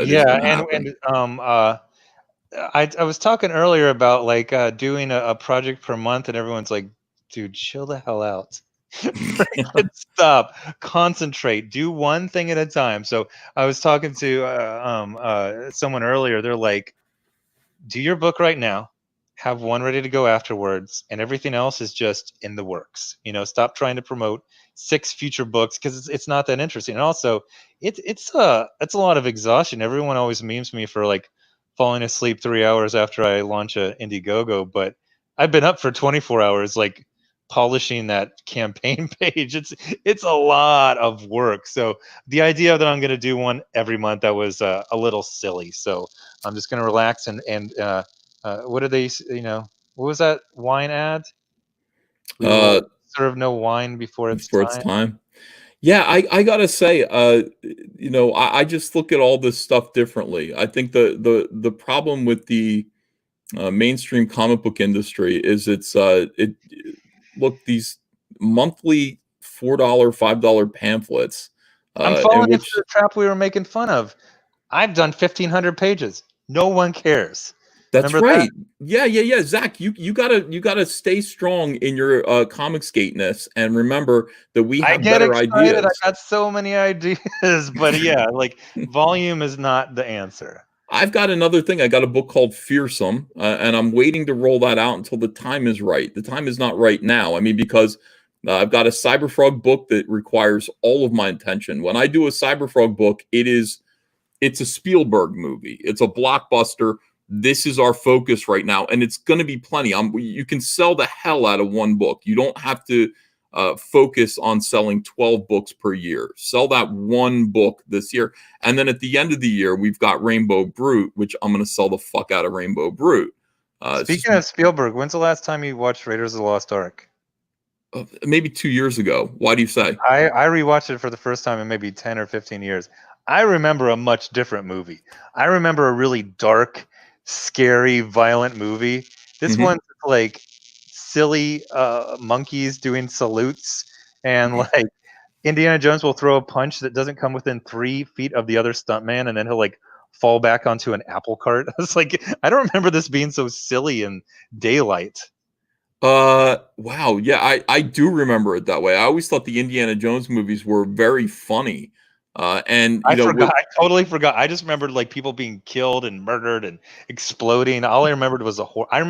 I remembered it as an action horror series. with moments of absolute like dreadful horror, like melting Nazis, like that stayed in my brain. Pulling out a beating heart out of someone's chest stayed in my brain. Like that's what I remember when I think of Indiana Jones. But when I think of Harrison Ford as the character Indiana Jones, I think of a smiling, happy-go-lucky fella with tremendous luck who can take a beating. And that's a great point about the luck. I had a great time, but it was like I was seeing it for the first time. I was like, he's just like, and he's super skinny in that first one because he had dysentery. He's I didn't know that. 158 pounds. Yeah. By the way, is Temple of Doom racist? How come nobody said anything? How come nobody's tried to cancel Temple of Doom and its depiction of Indian people? I mean, I know one Indian person. His name's Kabir Kumar, and he's very much, I would think, like the Indian person that's depicted in Temple of Doom. But I don't think everyone's like that. I can picture Ro eating chilled monkey brains and licking the inside of a beetle. That one was like, there was no actual research. They're like, we're in India. Should we do research? Nah. Just make shit up. Just make it creepy. Yeah, just make it weird, creepy, and foreign. Yeah, so that was I love the Indiana Jones movies. I even love Temple of Doom. You know, people talk about how that one's not great. I even love parts of Crystal Skull, which always gets me roasted when I say that. But there actually is fun parts of Crystal. There absolutely are. Yeah, like I went into that movie theater with the right attitude. I went into that movie theater not expecting very much, honestly, not expecting another classic. I went in there grateful that Harrison Ford was going to be Indiana Jones again. I mean, it would almost be like to me, it was like a Beatles reunion. I compare everything to a Beatles reunion. I would be so grateful if I could go watch the Beatles perform, and I don't care if they suck. I would like to see that happen. If Elvis Presley was still around today, he'd be 80 something. He would still be able to rock it, I'm sure. That statue was totally end of life Roger Ebert. Yeah, that was really creepy. That was horrifying. I got yelled at by Andrea though, because I did buy the statue. They said this Art FX statue of Elvis, and they showed it to me. Somebody showed it to me on Twitter. And I've never seen a good likeness of Elvis before. It's almost like everybody who's ever tried to depict the visage of Elvis is mentally retarded. You get the weirdest results. Sinatra too. Like nobody captures his likeness, but this one did, and I was so happy. I was like, they even got the pores on his face and everything. They got his kind of sneer down. It looks ultra realistic, and it was $900, and I went. Sold. I bought it. That's what I bought myself. Visage, says Mr. Biggins. He's correct. Visage and Visage. Okay, very good. But anyway, it was brilliant. If you can capture Elvis Presley as a statue, I kind of want it. I want to put it in my Vegas-y basement right now. In any case, all right, so let's go back. Now, here's the thing, Zach. We are crowdfunding, and we are kind of showing, we're leading the way right now. In case you don't know, the comic book industry is at a standstill because of COVID-19. Comic shops are closed. Down. It's pencils down. Now, some people are optimistic. Some people are optimistic. I still remember driving when you're like, hearing pencils down makes my pencil go up. Almost crashed my car. I love it, dude. By the way, they're so upset. All these people, the people who've been trying to destroy our lives, not outsell us, and they're like, Egon Font Scribbler says pencils down, but I'm still working. 3 days later, you're not working no more. And I gotta admit, that does. The thing is, it literally went like this: writers week 1, pencils down. Pencilers the next week, and then you have like letters and colors like these CGers so stupid. Okay, you literally don't know the order that a comic book is done. They need you to do the shit that exactly. And then they were told their pencils down too. I'm just sitting here laughing, and they're going, Ethan's rooting for the failure of the comic book industry. I'm like, I don't know. I just promoted my book. That's right. We are the comic book industry. Do you understand? We are the pilot. I'm the captain now. I'm the captain now. That's right. We're the captain now. COMICSGATE is the captain now, everyone. So look, it is very funny. Now, the comic book industry has collapsed, and there are a few people who are a couple things going on at once. Some people are actually out there now trying to crowdfund, and a very big name, Jeff Lemire, who is a piece of shit, who called COMICSGATers bigots. Fuck you, you little midget. Good luck with your crowdfund, though. I have no idea if he's a midget or not. I met him. He is. He's a little manlet. He's a fucking little manlet, Jeff Lemire. So the funny thing is, so much stuff has happened to him. I just remember. I think he called all of us Nazis one time, and so I started calling him Jeff Lemire, Nazi Hunter, and doing a little voice for him. The funny thing is, he's an actually talented writer. As is Matt Kent. So I don't give a fuck. I don't care. I don't really care. None of these people are that talented. These people aren't so talented that they should be talking that kind of shit about us. It's absolutely ridiculous. And and we're gonna see this non-industry middle school lunchroom pervasive. So now people are trying to just say, hey, I want to make some money. And who's coming out of the woodwork to cancel them? Let's take a look, shall we? And by the way, these are all familiar names. Joe Glass. Joe Glass. By the way, look at his head, dude. Look at what is he doing? Joe Glass is a writer for hire. Okay, so he's talking, and this is the way they talk, by the way. They don't want to say any names. They don't want, they're talking about a certain individual. And they kind of what would you call it? A blind article? What is it called? It's called Voldemorting. When you're there's Voldemorting where you purposely don't say their name, but then there's reverse Voldemorting where you purposely say their name 1,000,000 times. So when anyone Googles you, they just get this defamatory statement associated with your name. They seem to have gone more into Voldemorting now, and we're even seeing supposed journalists like Heidi McDonald spell COMICSGATE with an asterisk instead of the O. Oh, wow. That's shocking. A journalist in her 40s with 20 years experience. In her 40s, in her 50s or 60s. Doing this, I don't even know if this is middle school. This is like grade school shit. I mean, it's just astonishing. It's like, okay, all right, you guys, you're going to have to, hey, mainstreamers, you're going to have to deal with the reality of COMICSGATE sooner or later. We're kicking your asses. 3 years in. It's like, we're not going away. We're not going away, guys. We're just getting stronger. So Joe Glass is a writer for hire. So big name comic creator. No, you know what? I'm not going to do the soy voice for him because he actually is a homosexual. Let me do a different voice. So big name comic creator is launching his Indiegogo. No, that's Sulu. He's gay too. That was still gay. Yeah, that's pretty. Yeah, that's still gay.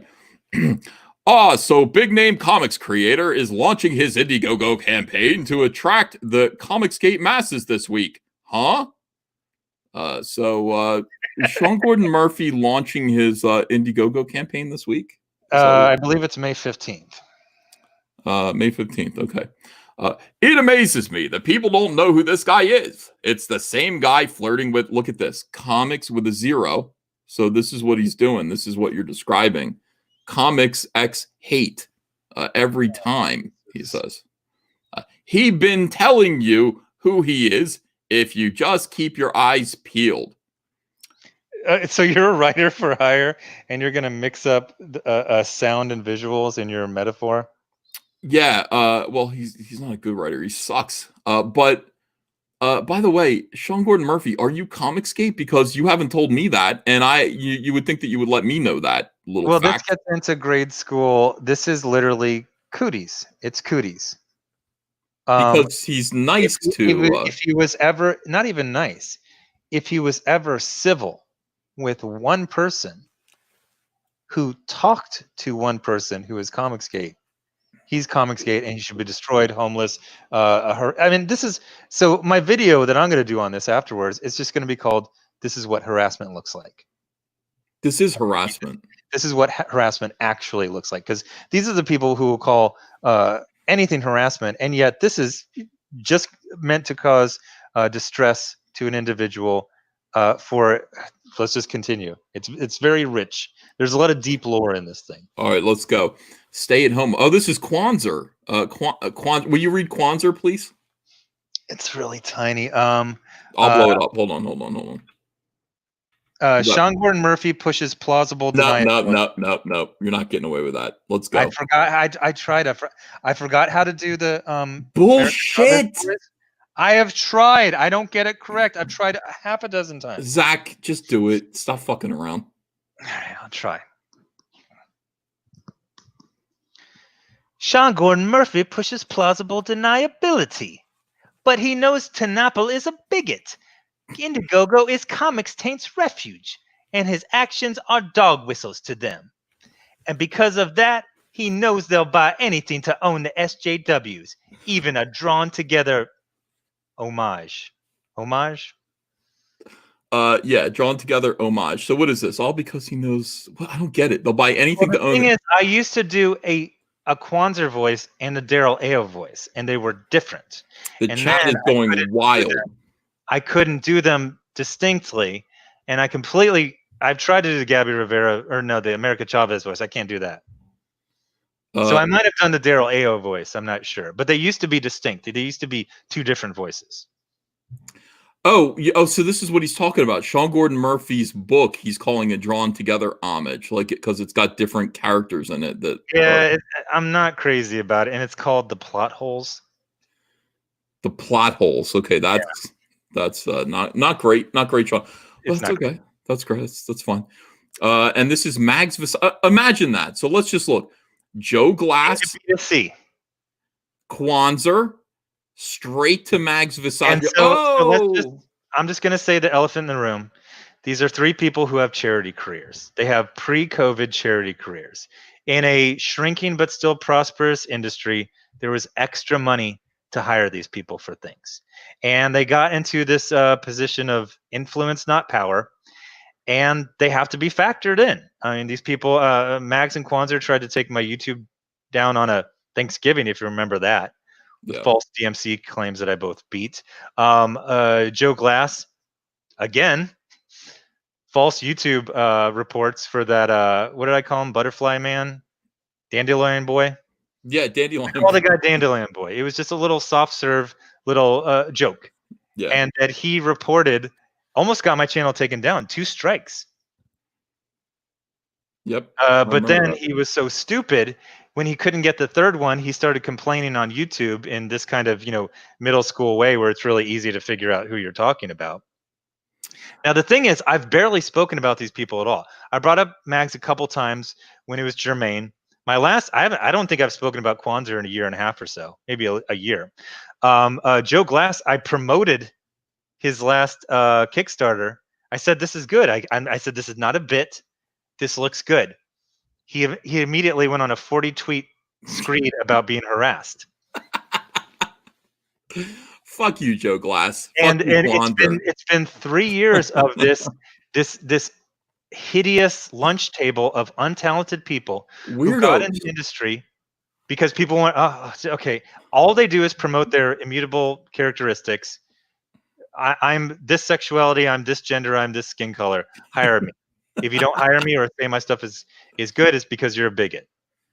Okay, so here's Mags Visaggio joining in. So these three, you want to kind of. I think you scrolled past one. No, I didn't. I got Kwanzaa. Okay, don't worry, I'll get them all. Oh, wait a second. Kwanzaa got 2 responses. No, but that I would think, be these under. Yeah, it would. Okay. Well, we'll go back and check if not. But I mean, this is the thing. You're looking at the broad outlines of the SJW conspiracy here. There very much is one. These people do meet up and talk in private Discord, and there are private Facebook rooms in which these things are discussed endlessly.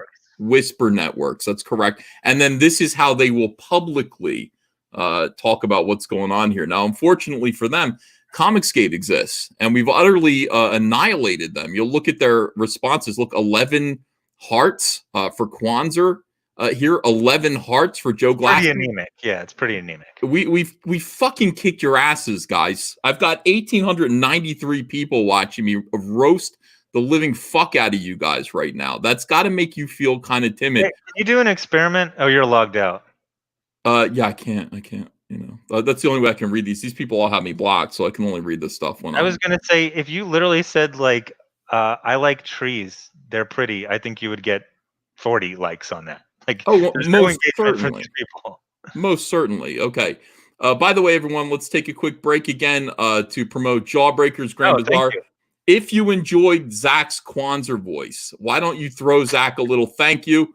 You're at $72,560 now. Why don't you thank Zack for his Kwanzaa voice by backing Jawbreakers Grand Bazaar graphic novel and making this campaign the success that it deserves to be. This is the third. Yeah, so if nobody ever got my stuff before, and that's fine, because people point out, they're like, Ethan's what do you sold? 20,000 Cyberfrog 1? Yeah. At least. So more people have bought Ethan's stuff than bought mine, which means if you go on his show, you're going to have people who never bought any of your stuff. It's a great new market. So I would say if you like Michael Bay movies, Bad Boys type of stuff, you like Expendables, you would probably like Jawbreakers comics. If you like G.I. Joe comics, G.I. Joe, you're going to like Jawbreakers. If you like Punisher, you're going to like Jawbreakers. I mean, by the way, all of that stuff is all over. I mean, that's where your heart is. It comes out, in this book. Jawbreakers is, I think, your number 1 franchise. And to get the 3rd sequel out is pretty exciting, guys. Don't miss out on this. Support your boy Zack. And let's see this campaign get to 75,000 tonight. That would be great. That would be a nice. Result. There's been 37 since the last time. I think it's gone up. It has, dude. It's like, look, it went up $1,000 since the last time I refreshed it. They're back in it. Believe it. This is my book, Cyberfrog 2 Wreck Planet. Let me see if we're where we need to be. We are now $275 away from 725,000, which is our next stretch goal. So if we get to 725,000 tonight, I'm adding a trading card. I'm adding another trading card to everyone's order. And this is what's so great about crowdfunding. This is what you need to understand. People say, "Oh my gosh, it's $25 for one comic book." That's the buy-in. You get that $25 and you're going to get this Jay Lee cover for Wrecked Planet. It's a 48-page story. I love that one. The cover's so fucking good. And you sold the original art for that for a lot of money, right? $10,000. Which is, Zack, it's what I paid to get the art done. So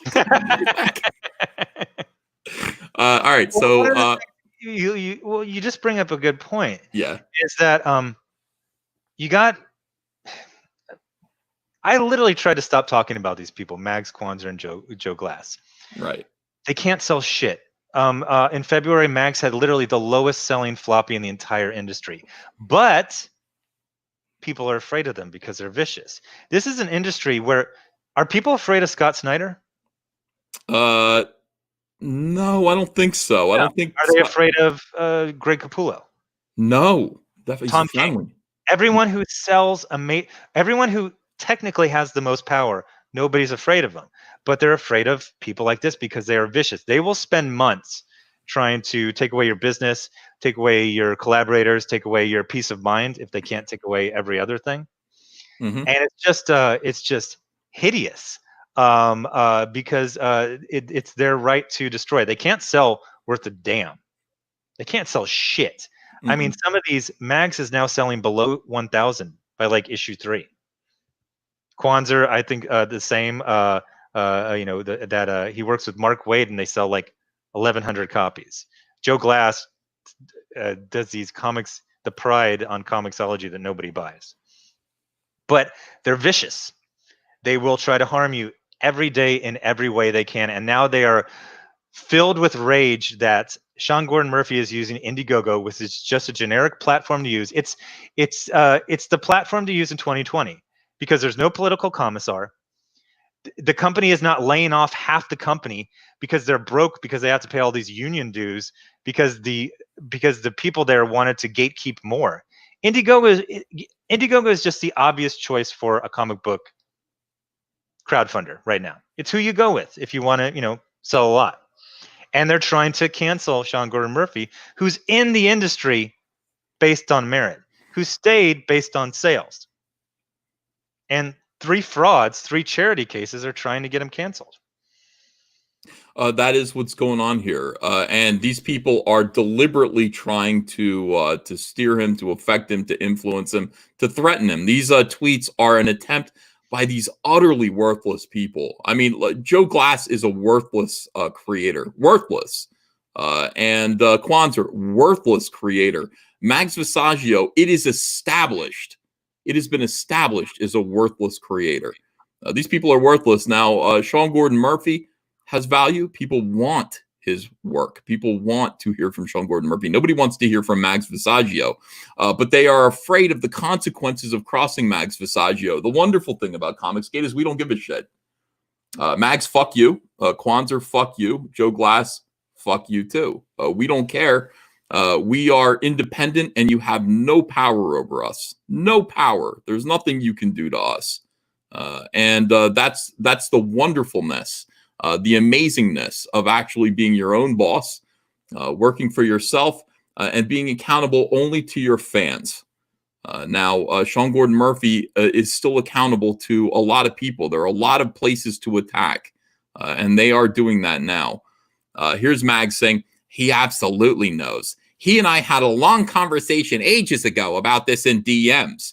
I know people had been saying shit about him for a long time, but he was always supportive and kind with me, and I fell for his defenses over and over again.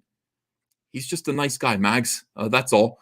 But when he claimed he had no idea about Doug this time, after he had already told me in private he had cut off his professional relationship with Tenaple as a result of our discussion, I was so eager to believe this big famous comics guy was my friend that I let shit slide and gave every benefit of the doubt.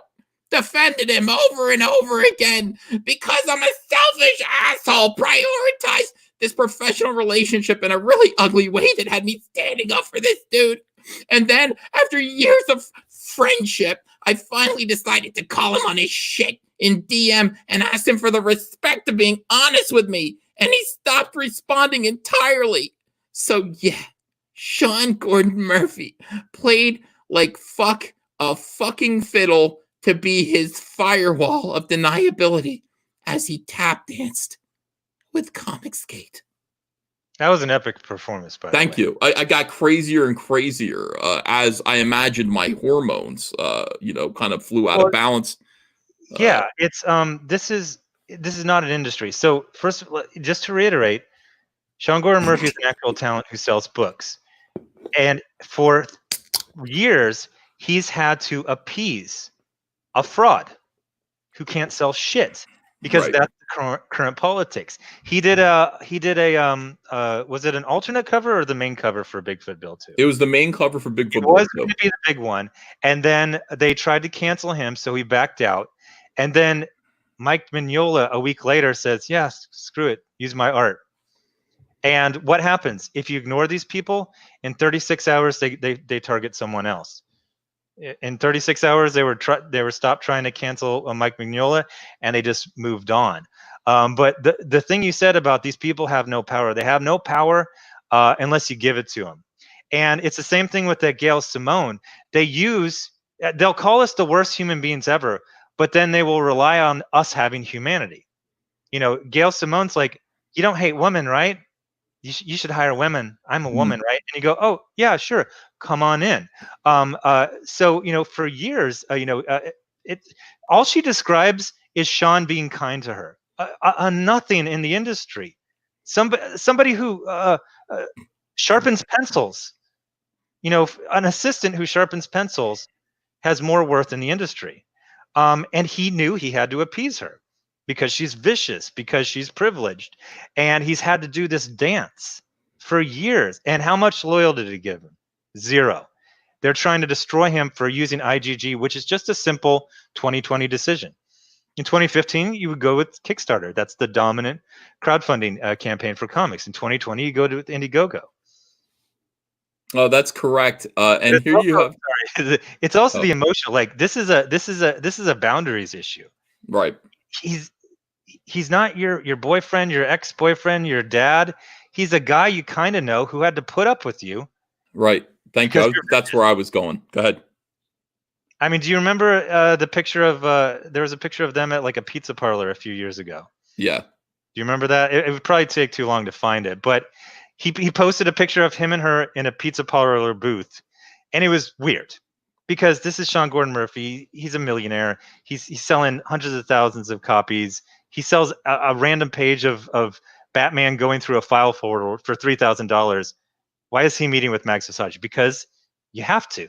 In 2018 or whatever it is, you had to. You have to go genuflect. You have to get the benediction of this person if you want to operate, without harassment. And basically, this is Mags saying, "I have removed my benediction. You are open for harassment." That's correct. That is exactly what's going on here. Sean Gordon Murphy played me for a fool because he told me that he wasn't going to cancel this other professional that I don't like. But he did. He worked for him, and nobody has to do shit for you, Mags. Nobody has to do anything. Nobody has to cancel friendships. Nobody has to do anything to make you happy at all. This is absolute ridiculous emotional manipulation. But the great thing about it is, you see this? These right here are everything that matters. These hearts right here for them. This is.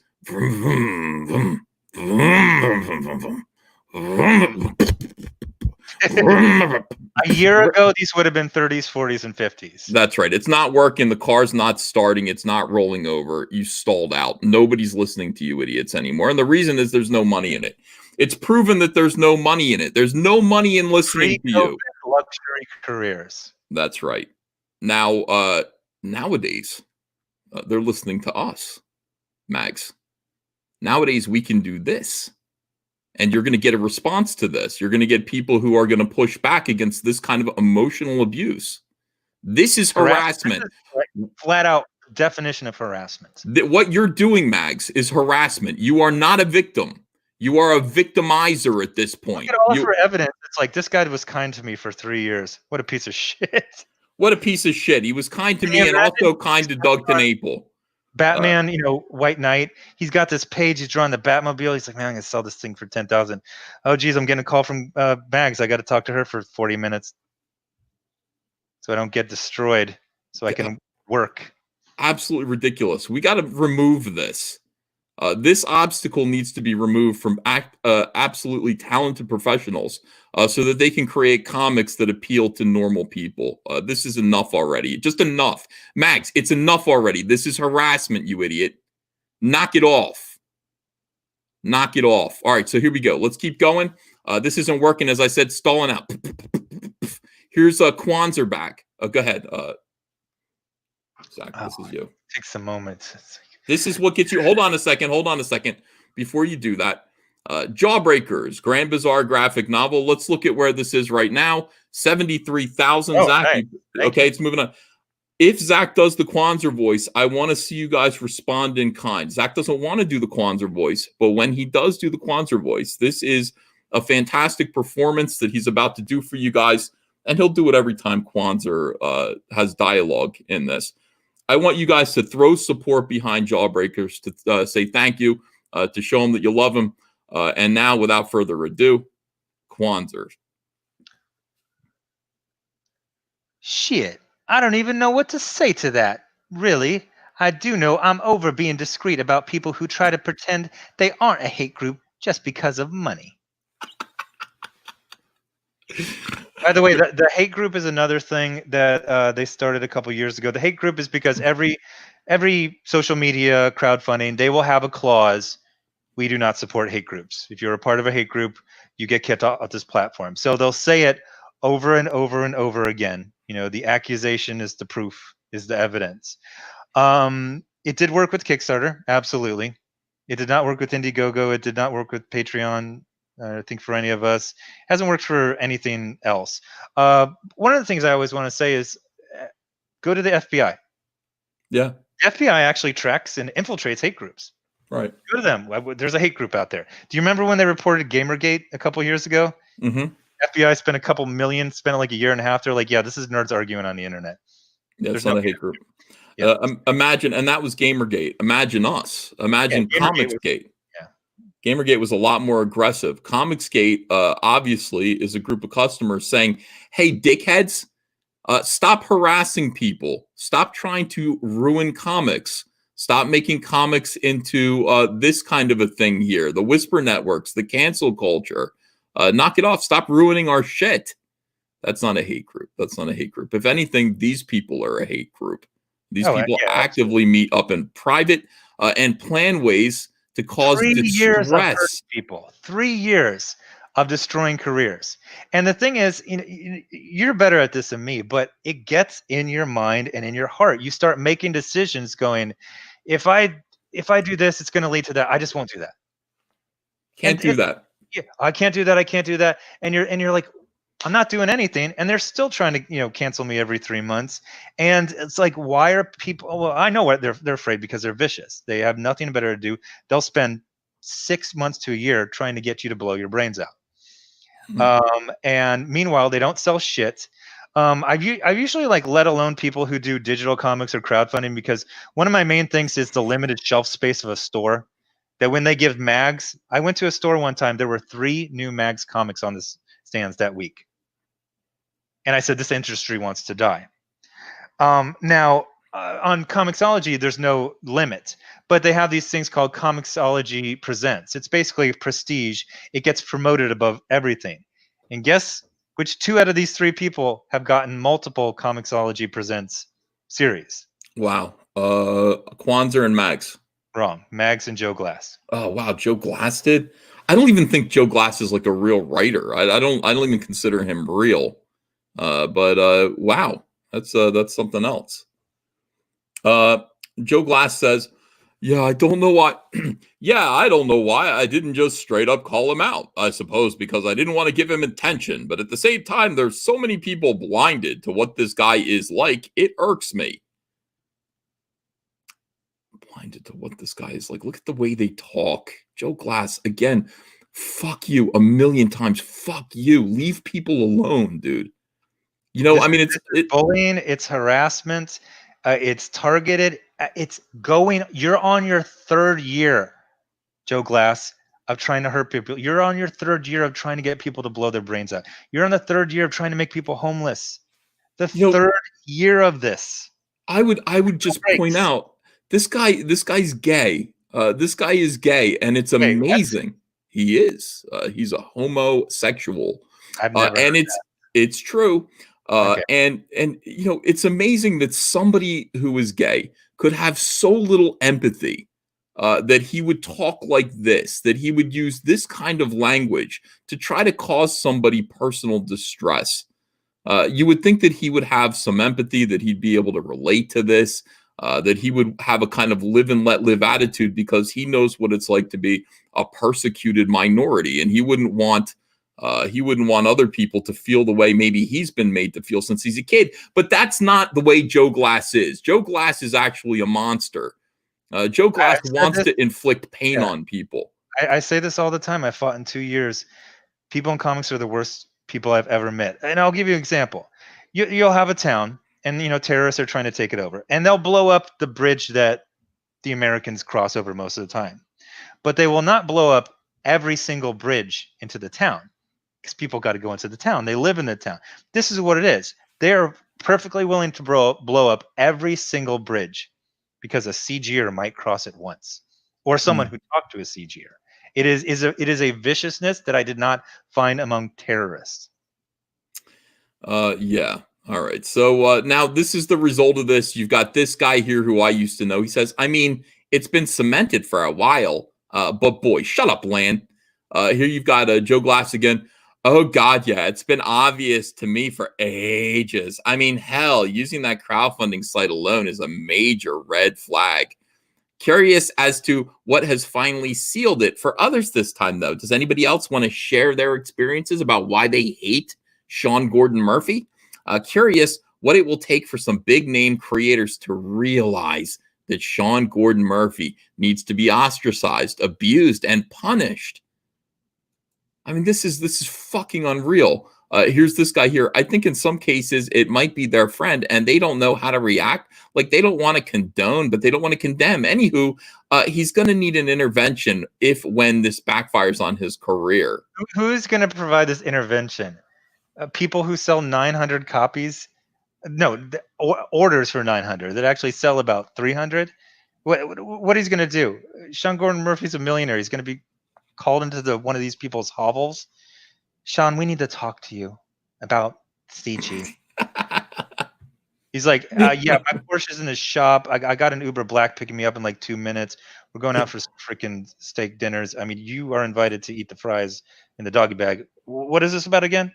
Sorry, it's my third accountant calling me right now. Just sold a page of Batman reorganizing his sock drawer for $5,000. I'm sorry, what? My career's ruined? Oh, okay, thanks. That's awful. That's terrible news that my career is ruined. Anyway, my Indiegogo campaign is up to, what did he say, $800,000. Look, Sean, if you're listening, I beg of you, free yourself. Free yourself from these people. Free yourself from the shackles of these people. You are a man. These people are ankle biting. Fucking, they are not worthy of shining your shoes. Free yourself from these people. You got to do it. You got to give them the finger. You got to launch on Indiegogo. Do not let these people influence you. You will never, if you appease them once, you will never stop having to appease them. That Mike Mignola thing was a real, that was embarrassing because, he gave in and then a week later, Mike Mignola, who's, a legend, just said, just ignore these piss ants, and they didn't know what to do. What are you going to do? I know. That's all you have to do. By the way, let's look at Cyberfrog Wreck Planet for a minute here. From what I understand, we've hit the goal. A very cocky stride that Cyberfrog has in that. Yeah, Zack. It's like he knows he's going to sell 800,000. He didn't know that at all. But what it is this. I want to just show you something here because this is across two covers here. This is Ethan Van Sciver 2017. Okay. This is Ethan Van Sciver 2020. Dude, I remember having conversations with you in like April of 2017. That's what it is. It's, so this is the thing. You're going to take these people, they're going to do this to you. This is what you need to do in response. Rip it the fuck out of them and kill them with it, with their own weapons. As you can see, Cyberfrog is healed. The venom is still on his chest. It's been expelled from him. And he's got his pal behind him, roasting Zack. And this is how it goes, right? So, a story in 2 panels. Hail COMICSGATE. And thank you guys. Thank you guys for promoting this and getting us to $725,000. We have reached the new stretch goal. You guys are getting another trading card added to your packages. So if you back at the $25 level, let me just go back over this. You thought you were just getting a J-League 48-page comic book. That comic book is going to be Chromium. You will be receiving a bonus comic book in addition to that called Cyberfrog Heartsick Horror, drawn by the great E.J. Morges, and a little bit of backup material by yours truly. You're also going to be receiving 3 trading cards. You're going to be receiving 3 bonus Chromium trading cards. You will be receiving 2 big dazzling stickers, one of Cyberfrog, one of Salamandroid, a keychain, and you're going to be getting a keychain, a Cyberfrog keychain, all for $25. And these weirdos, and by the way, the books are both going to be signed. Did you do that off the top of your head? Yeah, I remember everything I promised people. Reading it. Okay. Yeah. No, I remember exactly everything that they're getting. So this started out, those of you who put your faith and trust in this campaign, $25, you were just expecting this Jay Lee Cyberfrog comic book. I will tell you that because this campaign has done so well, your $25 contribution is bringing you an absolute wealth of bonus material. You are going to love getting your packages. You guys are going to be so excited by all the cool gimmicks and freebies that you're going to get just for supporting Cyberfrog Wreck Planet. And thank you absolutely eternally for this. The thing about crowdfunding is that you're making my dreams come true. I want to tell Cyberfrog stories. I can't do it without you guys. And you are making that possible. So I want to give you as much cool stuff in return as possible. Now, if you have the means, we still have about 750 maybe executive honeycomb boxes left. This is a subscription to the campaign. You will be receiving everything that I just mentioned and then some, including an exclusive Cyberfrog wall calendar. You're going to be getting an exclusive variant cover of Cyberfrog Wreck Planet, which is called Heather Swain, I Spit on Your Hive. It's basically a booty shot of Heather Swain. And you'll also be getting an exclusive gold foil embossed version of Blood Honey called Ultimate Blood Honey. 80 pages. It contains Cyberfrog Blood Honey on much nicer paper this time. And in addition to that, 1998, The Diary of Heather Swain, all in one package. Tons and tons of extra bonuses here. One of everything is going to be in this box. So if you can afford it, I appreciate your support. Back the Executive Honeycomb set. It'll look great on your shelf. And thank you very much. Going over now to check out Jawbreakers Grand Bazaar graphic novel. Let's see if you guys. Oh yeah, Zack. This is them saying thank you for the Kwanzaa voice. That is crazy. Thank you for the Kwanzaa voice.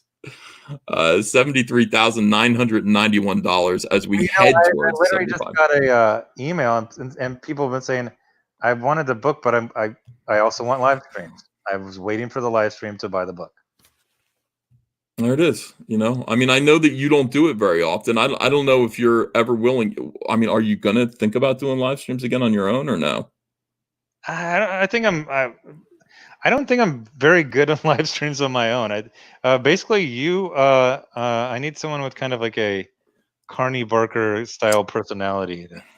Well, that's me, Zach. I'm definitely a Carney Barker.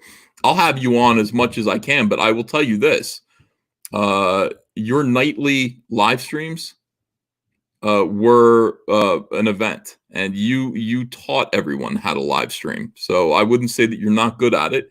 It's great when you just sit there. Here's what you do that is so special. You sit there with a comic book in your lap. You go through and you review the comic live. You make fun of it. You roast it. And then you go back and you read everyone's comments and answer questions. I don't really do that. And then you get super chats galore. People super chat you.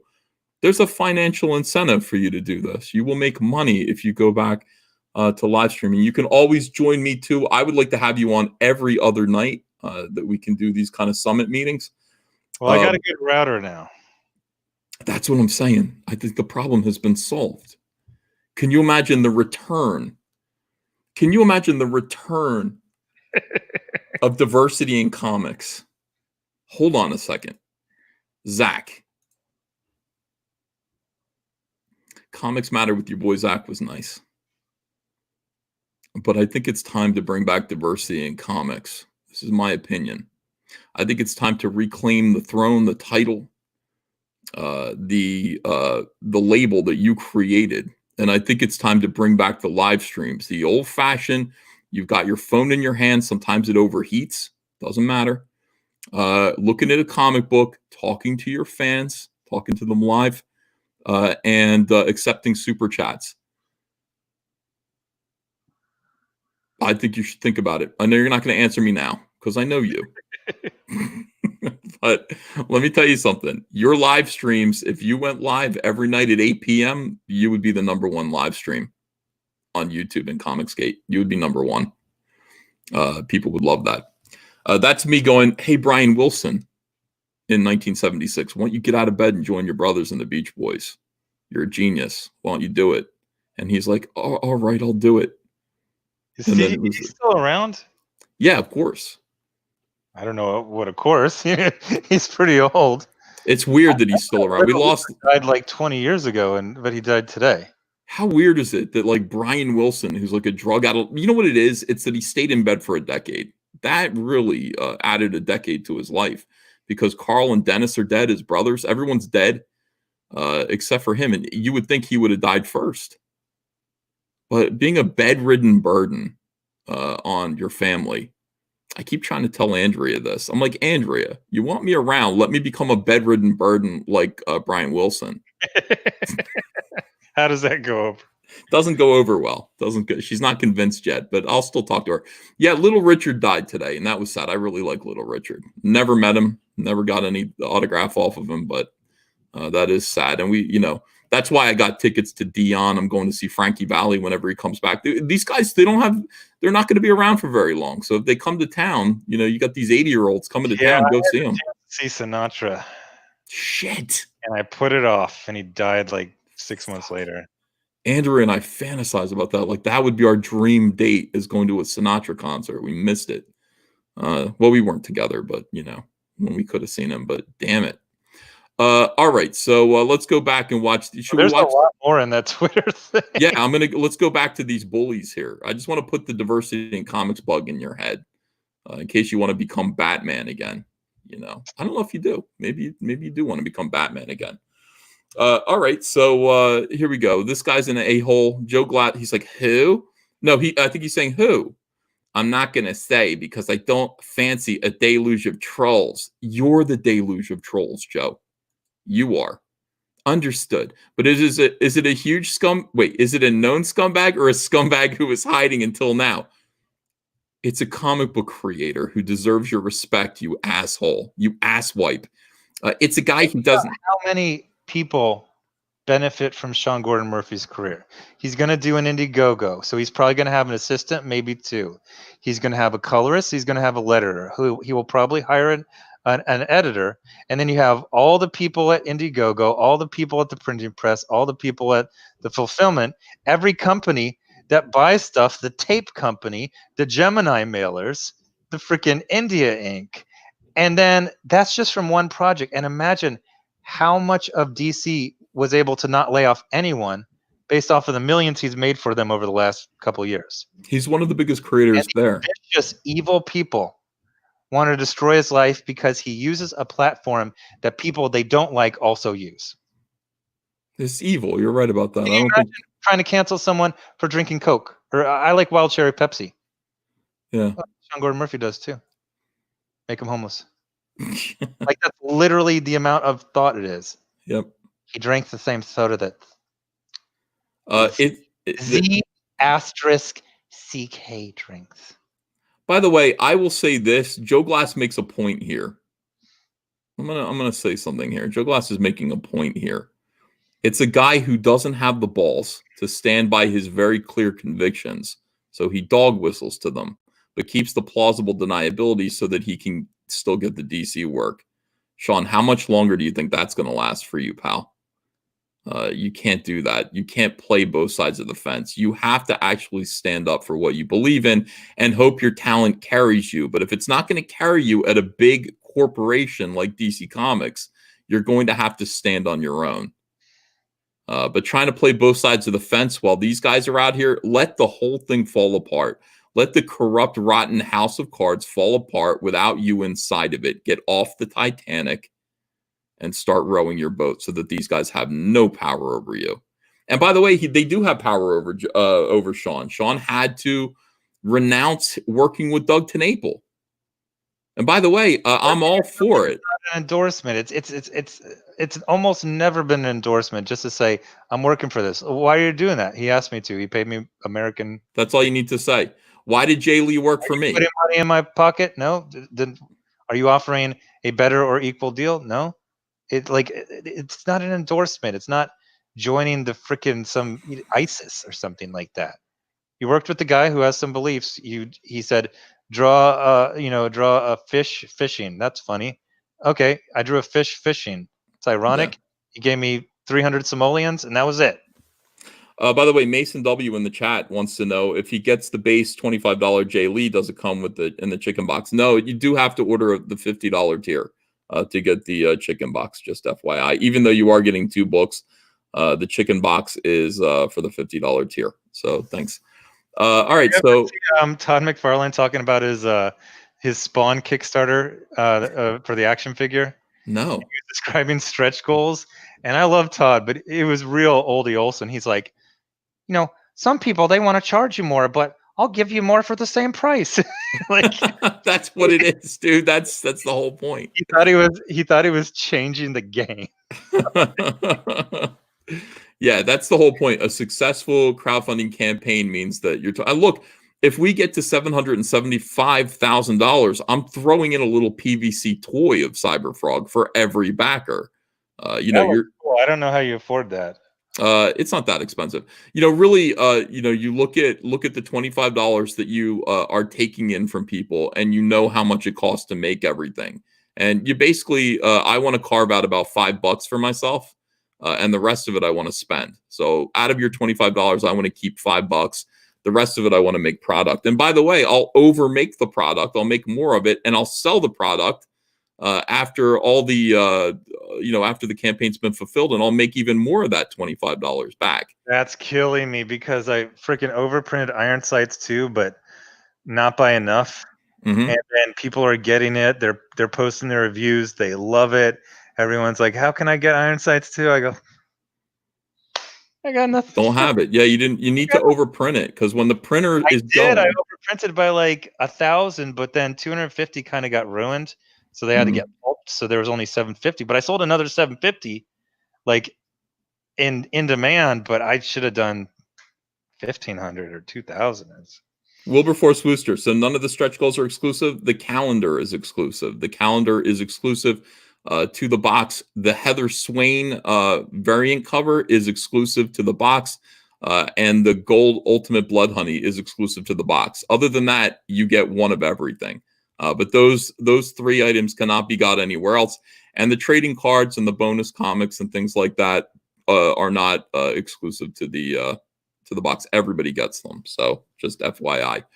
Okay, let me see here. Look at Joe Glass just actively responding to everyone. Didn't know he'd done that. Apparently the title on it, whack too. What does that mean? Like, probably. It's been a day or so. So why it's a dog whistle or something isn't hitting me yet, but I wouldn't be surprised. So I guess the title? Shit. So working on IGG as a dog whistle, and then the title of his book, which is pretty lame, is assumed to be a dog whistle. They just haven't figured out how.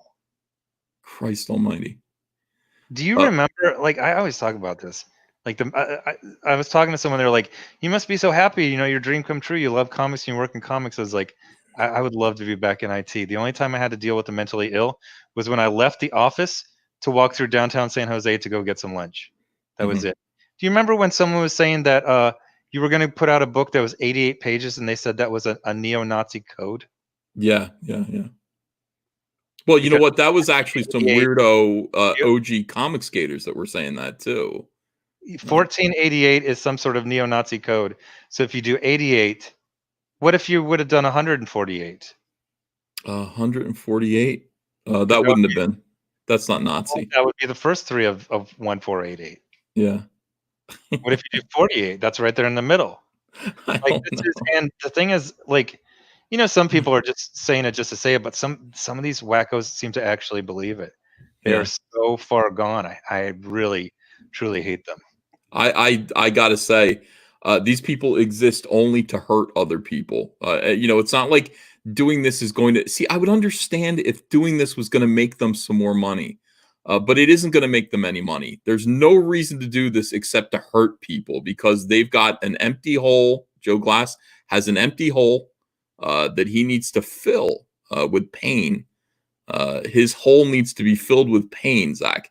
What is that from? What is that thing that you used to say from Tombstone? Doc Holliday was asking his friend Wyatt Earp. No, it was the opposite. Wyatt Earp asked Doc Holliday about this guy Johnny Ringo, and he says, what makes him tick? And Doc Holliday says, and I'm doing this from memory. He says, some people have a great hole inside of them, and you can't fill it with anything. And then he says they want revenge, and he says, for what? And he says, for being born. That's right. So Joe Glass's hole needs to be filled with something, because I don't know what. I can't think of anything else past that. But that was a great quote. These people exist to hurt others. Every single thing exists on scaring people and hurting them. There's no sales. They are not even embarrassed by low sales. Can you imagine putting a floppy out? You put a Cyberfrog, you break Blood Honey into a couple floppies, you put it out there, and it is the lowest selling floppy on the Comicron sales figures. Yeah. How would you feel? Pretty bad. I'd feel like I better not do that again. I did something wrong.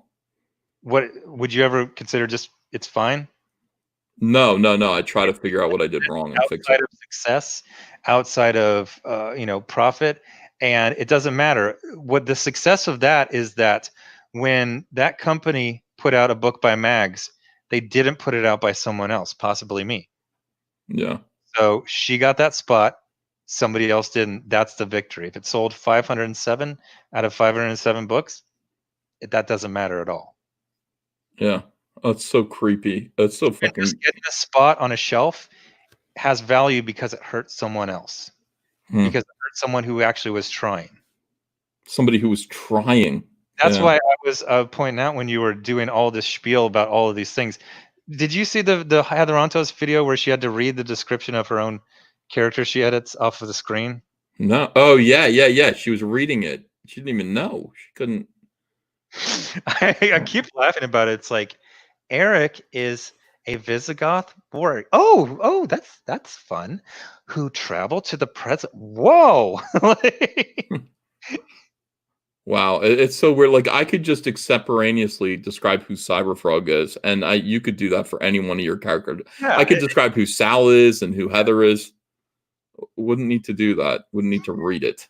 Cyberfrog is a cybernetically enhanced frog from New Jersey. Oh, New Jersey. Oh. How about that? New Jersey. I've been there. Yeah, it was sad. These people do not care about their jobs. They don't care about what they're doing. It's just a joke. This is just Joe Glass does this so that he's got a foot in the comic book industry and he can hang out with other people who make him feel powerful for actually destroying it. This is what SJWs are doing. And by the way, these people are all a part of. These are the fragment bombs that you were talking about earlier. What are those bombs called? Submunitions. Submunitions? Submunitions. Submunitions. That's what they are. This is the result of what Gale did. These people are in here to utterly destroy the comic book industry and make it so that it isn't profitable. It is just a platform from which they can destroy the patriarchy. All right, look at this. This is just disgusting. Seems like it. Sigh. Such a promising career, and he's moving ever faster to flush it down the toilet. Can you imagine this? These people think that because they're not kneeling, this Sean Gordon Murphy isn't kneeling to Joseph Glass and his social media demands, that he's flushing his career down the toilet. The arrogance of these people. Well, it's the threat. We're going to make this happen, but we're going to act like you brought it. I mean, it's literally bully. Grabbing someone's hand and stop hitting yourself in the face. That literally at that level. This is infuriating. This guy here. Look at this guy. Will you DM me so I can stay clear, or steer clear? Someone replied to my original tweet outright saying who it is now. If you look at the replies, you'll see smiley face. Oh, hey, look. Just say you're trying to destroy Sean Gordon Murphy. Just say his name. If you're going to maliciously try to destroy someone's life, at least have the honor and dignity to say their damn name. This is just a game to them. It's just a fucking game. I DM'd it to him just to be safe, says Daniel. Fuck you, dude. I can't stop saying fuck you to these people. Here's this guy. I saw it was launching and was like, of course he's using Indiegogo, not Kickstarter or something. He just can't stop aligning himself with problematic people or companies. All right. What is this? And we got a Oh gift. my goodness, a GIF. Yeah. I thought I knew who this was. Then I looked, and now I'm curious. Like, I want to join. I want to hurt this person. I'm not sure who they are, but I definitely want to hurt him with you. Let's find out who it is. Please let me know so I can be mad too. The title on that one too. Woof. Send me a link on PMs. I want to know how bad it is. And this website search sucks. If you know who the guy is, he posted an image on his account. Okay, I found it. For a moment, I confused him with a different guy from the same company who launched an Indiegogo and flopped. On a side note, turns out Scott Lobdell had an Indiegogo that flopped, so they're trying to get Scott Lobdell too. By the way, Scott Lobdell, why didn't you contact me about your Indiegogo? You didn't let me know about that. Jesus fucking Christ, we're friends. All right, Joe Glass says, surprised he used it, as he's used Kickstarter in the past, unless he was chasing a certain dollar. Joe Glass, you'll be relieved to know Scott Lobdell, who is a friend of mine, did not contact me about his Indiegogo, so he wasn't chasing any dollar. Sean Gordon Murphy. Sean Gordon Murphy did some art books a few years ago, and I'm looking for a Scott Lobdell. I didn't even know he did. I swear to God, he would have. I'm sure he would have let me know. That did good. Everglade Angels. But that was Blake Northcott. That wasn't Scott Lobdell. No, I think it says a horror graphic novel from Scott Lobdell and Blake Northcott that will crack you square in the skull. Oh, how about that? Okay. Yeah, I like Scott Lobdell. Let's just leave it at that. I like Scott Lobdell. Sorry, Scott. Dylan Macri says, I know this song. I don't like it. Okay, so is that it? Is that it from these idiots? I think it forked in another way with Mag saying more, but I think you got most of it. Okay, so I mean, how many different times and ways can we say fuck these people? How do we stop this from happening? I think I said earlier on another stream, I said the way that I beat SJWs is not by fighting them on the internet. It's not yelling at them. It's not these live streams. The way that I fight SJWs and win is I go outside with my family. I enjoy a beer. I get in my swimming pool with my kids. I relax and enjoy life.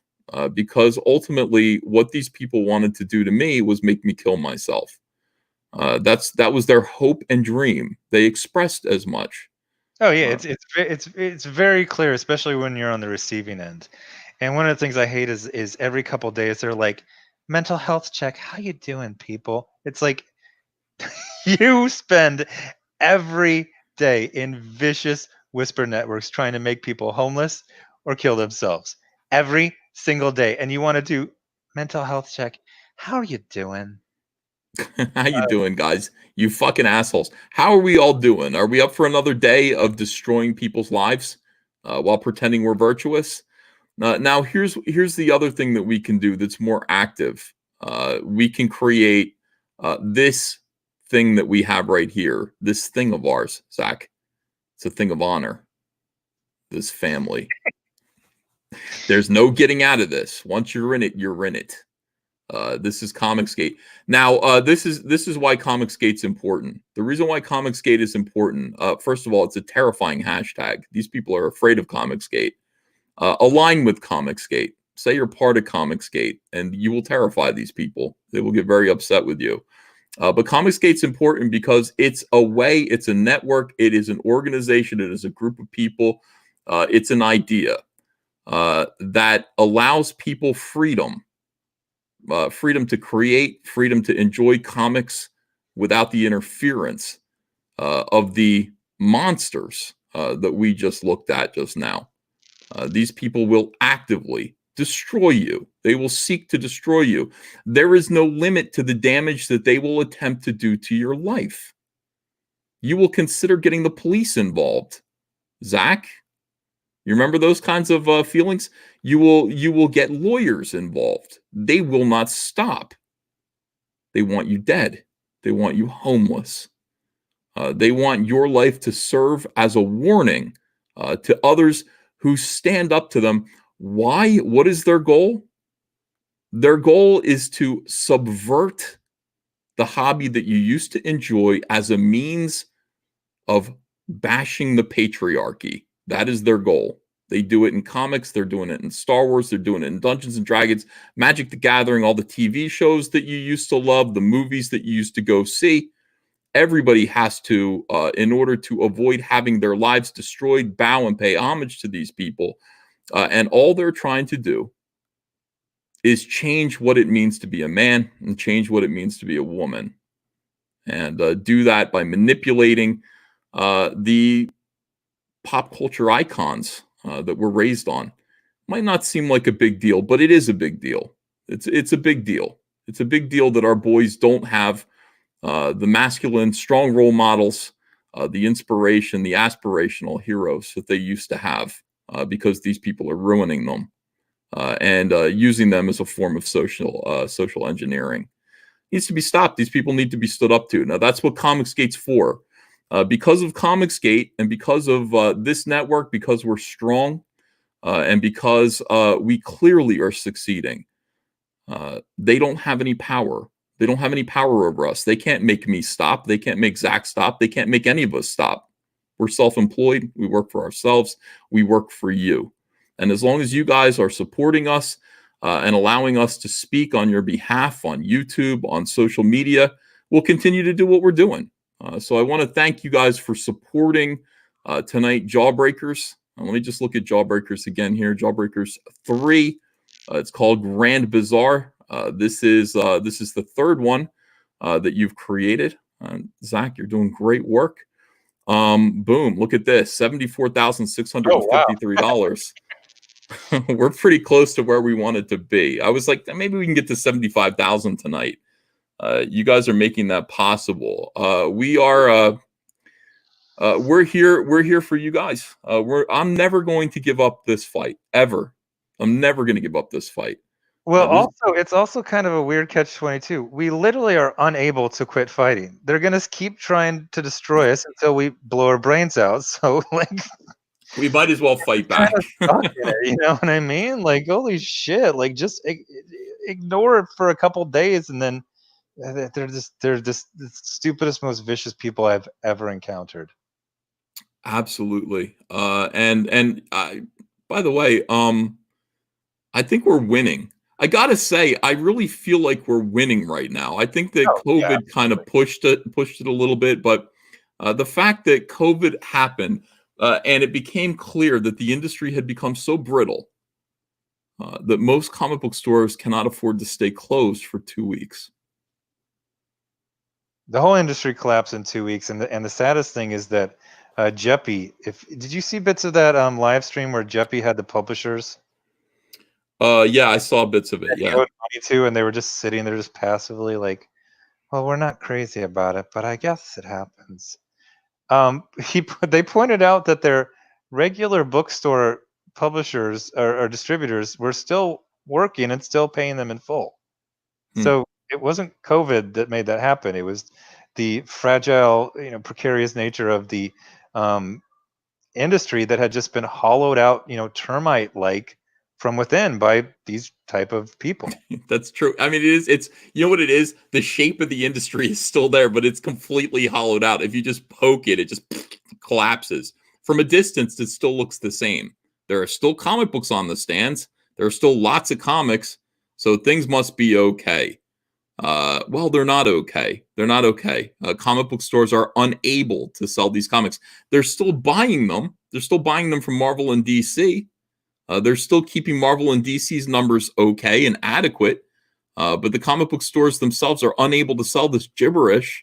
By the way, you were right about something else. You mentioned it, I think, earlier yesterday. What's that? My charity thing should have been in exchange for $1,000 worth of product. Yeah, of course. Well, just buy comics. If you want to, that at the time, if I ever did something similar, I'd be like, "Here's $1,000. You send me $1,000 cover price."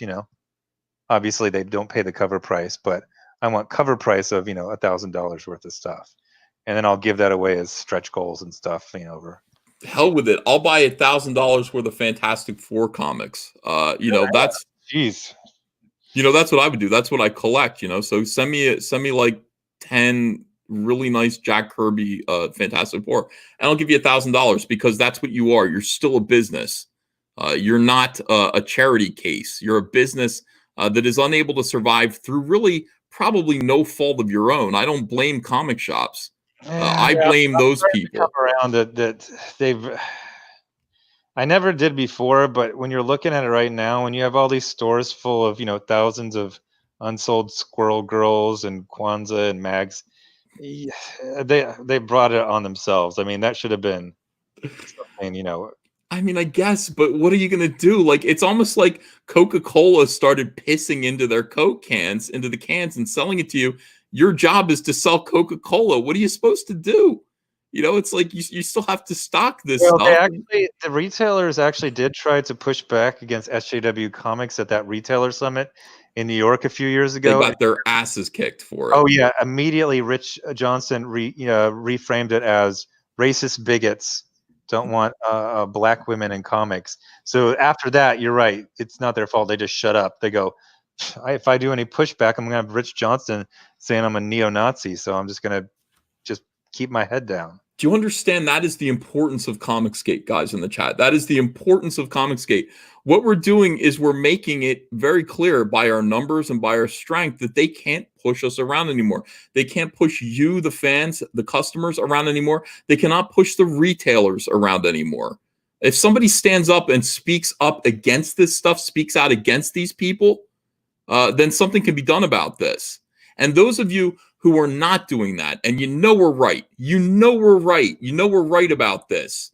If you're opposing COMICSGATE right now, you are either complicit or a coward in what's happened to this industry. You're either complicit in its destruction or you're a coward. You're too afraid to stand up to these people. And you're just as guilty. It doesn't make a difference to me which one of those you are. Say you're COMICSGATE. Join us. And save this art form. Save this business, not the direct market, not Marvel and DC. Don't worry about them. They're their own problem. They got themselves into this mess, and we already tried to talk them into changing, and they wouldn't listen. They just doubled down and called us names. Another thing about them kind of pressure people away from Indiegogo is Indiegogo does not have a political commissar, which means if you meet your goal, you will get promoted. On your last, 36, 48 hours, they'll promote you. I've talked to people who have successful Kickstarters, and they go, I was never featured. I was never promoted. They had a lesbian bicycle anthology that made $4,000. They promoted that. Mine made $40,000. I never got the little star, nothing. I was buried. Yeah. And Indiegogo, as far as we can tell, everything's automated. If you once you're always like, don't set your goal at 20,000, set it at 10,000, 1,000, 5,000, then you hit it because you'll get another wave of promotion. It'll just pump it up to the top. But Kickstarter, it's actively curated by the most cartoonish SJW ever. I almost think she's a FBI CIA plant. So over the top, like ridiculously cliche SJW, that you're going to get buried behind clowns. And when I say lesbian bike riding anthology, people think I'm funny. That's a real thing. Yeah. It's a bicycle riding theme anthology. Yeah. What is this word I'm getting about oh fuck. Hold on a second. What is this word I'm getting about Donnie Cates saying that he is canceling his YouTube show? Is that true? That's interesting. If Donnie Cates is canceling his YouTube show, I don't even know what to say. I feel somewhat responsible for that. That is sad. Donnie Cates came on my show to basically ask us after demonizing us. By the way, Donnie Cates, Zach, I don't know if I told you this. Donnie Cates went out of his way. Donnie Cates did a Mark Wade to me. He went out after people I was doing business with and did sit downs with them, tried to break up my contracts with them. And to the point where Tom King took him aside and said, yo, asshole, You know what you're doing right now? Knock it off. Did you know that? Yes. Okay. So I went to his thing. It says, "Sorry, folks." They love that word. The Folks. Advocates Book Club live streams are done, but have no fear because our show is joining the Stegman Show podcast network. You'll be able to listen every week on iTunes and Spotify. Oh, was it 2011 already?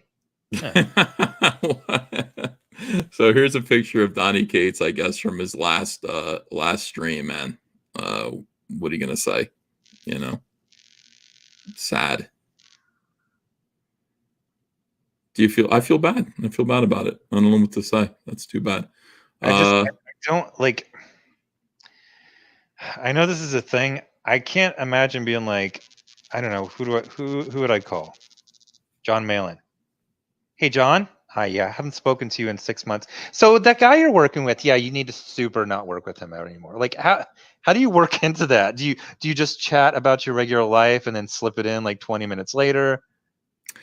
Well, I mean, when you're not actually friends with anyone, you don't worry about that. You're just all allies. Yeah. You know, and you can talk to somebody you went to war with at any point, having not kept up with them, I guess, and say, hey, let's go do some shit, which is basically what these guys do.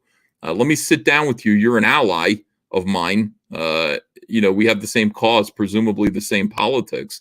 So let's sit down and talk about why you should fuck over this dude. And that's obviously the implication is if you don't do it, you're going to be on the same list as him. Yes. I mean, there's an implied threat, of course. Absolutely, of course. Now, Zach, I've kept you too long. Boy, this stream has been going for 2.5 hours. I wanted to get into. I wanted this to be kind of a retrospective about COMICSGATE, but let's do that next we time. might have to do that one later. That's a long article. That's a long article, but it's a good. That's a good 3-hour stream that we can do early this week. I want to thank everyone for being here tonight, and let's just check in one last time and check out Jawbreakers 3, Grand Bazaar. And boom, look at this. We are $212 away from getting it to the $75 or $75,000 goal. Zach, why Grand Bazaar? And by the way, you came up with this idea a long time ago, didn't you? You have all these Jawbreakers books kind of lined up like the Chronicles of Narnia, don't you? Yeah, actually, I mean, to a serious extent, where I know where this franchise goes back about 10, 12 years and literally hundreds of years into the future. So they're all going to bebop around backwards and forwards. So, you know, one of the things people say is like, oh, you killed this person. It's like, well, that's not the only members of the Jawbreakers. It's not the only time period. There's a whole bunch of other stories. That's also why I leave things kind of vague, because they'll say, you know, how come you never explain this? I was like, I got a whole book about that. Trust me, we're going to get to that. Don't worry. I got an answer for you. I'm just holding it back for now. Okay, Magda. By the way, the chat's freaking out and going super chat. Zach, I need you to stick around because I'm sure some of them will be for you. Yeah. I will get to the super chats. And while I'm doing that, guys, can we push Jawbreakers Grand Bazaar to $75,000? That would be a fantastic way to close out the night. And like I said, like I've implied, we'll be back. We're going to do another stream where we go over this article, PR Disasters, Comic Pros Are Not Professionals. We'll reminisce about the bad old days, and they were bad old days. Cyberfrog, they sucked, right? I mean, I realized that they were awful for you because you're a pretty cheerful guy. But I remember it like it was like hell. No, I remember it like hell too. It was like hell. It made me find God again. Like I felt like I was an atheist until you know, my wife said, let's pray over like the worst day of our lives. And we hit our knees and prayed to God, and everything turned around eventually. But it was an absolute living hell. Yeah, anyway, thank you. Again, thank you, God, by the way, $725,790 for every rapper who ever got a Grammy in the 1990s. You got to point up to the sky. The man upstairs. That makes Zach. I'm a listen. I'm a hardened guy. I don't have many feelings left, but that actually brings tears to my eyes. Seriously, like I look up this guy and I think about God. I actually want to cry because God did look out for us at a very serious and scary moment, and made me absolutely a strong Christian again. Not so much a Mormon. Sorry, Dad. But follower of Christ, a follower of Jesus Christ, and I thank him for my success and for looking out for me and my family in a very, very real way when we were down at our lowest. This is great stuff. Thank you. I also believe that God kind of sent this chat here, except for Jabba the Cuck. That was the devil that sent Jabba the Cuck.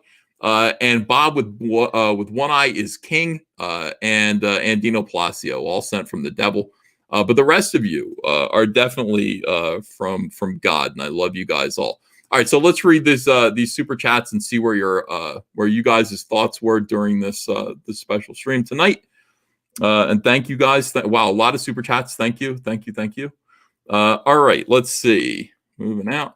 Butterbiscuit92 says, Zach, please make the first Jawbreakers book available so I can buy it. I never had the chance when I got into COMICSGATE. There may be. That might be a possibility. That's good news. I got some news. Oh, I'm not going to be all weird about it. So I thought there was complete sell-through. But then I got this inventory list, from the fulfillment, and they had this weird code. I go, what is that? I don't recognize that. They go, oh, it says Lost Souls. I'm like, I thought I was all out of those. So I believe it's from the second printing, Lost Souls Remastered, which is that one's real good because people actually like that one better. The paper was printed on a different press. It lies flatter. The lettering is actually clear. Because we adjusted some bits of the print file. So I got to talk to some people to make sure that I don't want to promise it and then they misread a label or something like that. So there might be a very limited amount available soon. That's great news. So you will will have a chance. when you're like, oh, I just found a box of this. I was like, yeah, that's okay, whatever. But no, it actually happened. Yeah, no, I have the entire stock of Blood Honey in my house. And if you came in, I could actually show you guys at some point, bring the camera over there. You'll see stacks and stacks of crates. Each crate has 80 copies in it, but they're all the black and white line art variants. I printed 1,500 of each of those and sold about 600 of each of those. So I have crates of these. Well, I'm moving the black and whites into my basement, and I noticed that, look, there's a crate. There's an extra crate of Salamandroid chromiums in there that got just not accounted for. And Andrew and I saw that and went, holy shit, like we could sell these and we should sell these. So that's kind of how that happens. Number one Marvel fan says, all these books look awesome compared to Marvel or DC. Asking 100 newbies, what looks the best? COMICSGATE wins hands down. Heel versus Babyface, unicorn sticker. Death Metal Hero says, you see what they did to Constantine in the new JLA Dark Apocalypse movie involving King Shark? No. Is that an animated film? I don't know. He's they're a couple or something. What? It's 2020. It's gonna happen. Just okay. Character, they're gonna be gay. Everyone's gay. All right. Number one Marvel fan says, I appreciate Zach doing so many videos daily. Always great topics. Probably the most real on-point publisher in the hobby right now. Cute Nerd says, Zach, any chance of getting Jawbreakers 1? My copy was borrowed and never returned. So let's go back to Zach saying he found a stock of Jawbreakers 1. He's going to make them available soon. After it's confirmed and a couple other things, I want to be one. I'm probably going to ask for a picture because I don't want to promise that and then they're not really there. Yeah. Can they just send them to your house? I mean, so you actually physically have them? I'm going to add a new tier and then have it be all 3 books. And okay. That would be real premium because as far as I know, this is it. Okay. So by the way, let's just go over and check your campaign again before we move on. Jawbreakers Grand Bazaar and our wish is their command. $75,173, guys. Oh my gosh. I remember you saying that, like, let's try to get to 75,000. Like, it's It'll get. Wow. Okay. Wow. Thank you very much. This is what I keep telling you, Zach. You entertain the crowd and they buy your book. That's how it works. That's how the whole model works. Is we have to entertain people, give them stuff to to watch and enjoy. Process. It's not just produce a cool book. It's be fun, be funny, be topical. Right. Give people a reason to support you. Like Justin Bieber's stage dad. Thank you. That's a compliment. Sure, I'm going to take that as a compliment. So we got Zach to 75,000. Thank you, chat, and let's get back to these super chats and any questions you guys have. Hey, EVS, love your stuff. No villainy in pink to blue lights. They just blind together for chill effects, says Lacrobat. I know that's what some people are saying, but it literally is called bisexual lighting. Well, yeah, they'll say it. They'll say, do you see the Star Wars comic from 10 years ago? Star Wars has always been political. It has these hues. Right. Like that's their claim. But look it up also. I mean, you can look up bisexual lighting and you'll see that it is a real thing. DeWall says, is that supposed to be a female orc? I don't know what that refers to. CJ Corella says, congrats, DC. Currently matching the quality of an STD awareness public school pamphlet. Oh, the female orc was the teacher, I think. Anarchist, thanks for $20, says, if this is DC, then I'm going to write and draw my own comic. And I can't draw people. It'll be about an Australian in New York swimming pools. That's not a log. This is a log. That's disgusting. Absolutely do it. Thor Odinson says 100% Latin. Nobody in my big family is illegal. Nolan Nerd says, I want Cyberfrog truck nuts. Cyberfrog truck nuts. Well, we can probably. You know what truck nuts are? Yeah, they're like balls that hang down from behind your truck, right? I mean, so I don't know how they'd be Cyberfrog, but Comic Books in Cahoots says Bendis could write once, but now he sucks dick. Jasu Rodriguez says, hail Cyberfrog, shiny and chrome, hail Iron Sights, sandy and rough. Different books, different textures. Comic Books in Cahoots says the only people Gale disappoints more than dedicated comic readers are the long-suffering meal planners at Weight Watchers. Oh, that's awful. DWN says, I can't watch this right now, so you better not take this down. Damn it, Evan. My name's Ethan, not Evan. But I won't take it down. I'm going to leave it up. Nolan Nerd says, Gail Simone was the inspiration for Shallow Hal. 200 Watt Studio says $2 towards your AOL dial-up bill. Get high speed. Comic Books in Cahoots says, funny that Gail had such a big problem about women in fridges when she clearly lives in carb section of her refrigerator. Antoine Dennison says, my issue with, by the way, that joke was never made the entire time. Like Gail was doing women in refrigerators. Nobody made that joke, and it's so obvious. 20 years and nobody made it. Yeah. No. Antoine Dennison says, my issue with the left is that they have offered nothing of value to replace these toxic archetypes. They seek only to destroy what is, nothing more. Nolan Nerd said, Zack just backed both covers, backer number 1623. Hail. Hail. Thanks. It should be, people gave a good advice. They're like, even if you don't have the cover, show us a sketch of a layout, thumbnail, something. It's like, so I'll be starting that next week. Joshua 81685 says, got my Rumblebee card in today. Thanks, Andrea. You're welcome. I'm glad that you guys are getting your Rumblebee cards and you're posting them on Twitter. It's great to see. Mike TV says, my vote against Disney Eyes backed Jawbreakers God King 1625. Awesome. Oh, no, Grand Bazaar and God King. So that together. All right. So Jason Bascom says, I picked up Grand Bazaar and God King combo when it launched. How do I get the other book? If it gets confirmed, and I do put that up as all 3 books, you do have the option to refund what you already ordered and then order the one you want. Are you going to... Okay, so if this happens, you're going to add that tier to this campaign. Yeah. Okay. It would be all 3 Jawbreakers books, and it would be really limited. And it would be a premium since it's so limited. I feel like you should just do it alone. I don't think you should do all 3. I think you should do it as maybe an add-on, but also, charge a premium for it, but make it solo, because otherwise you're going to get a lot of refunds that cost $3. Add-on after you already bought something. I'll talk to you about this off the air. Okay. Let's see. Mark C says, so what do readers who got on board the Your Boy Zack train late get caught up? I would like to get caught up on Iron Sights after hearing great things. Yeah. You can do that. I think Two Psychos is still live, isn't it? Or no? No, unfortunately, I ran out. Oh. Yeah, it's done. So BOI is going to start on the third one next month. So it'll be when Iron Sights 3 come out. We'll do second and third printings of the previous ones.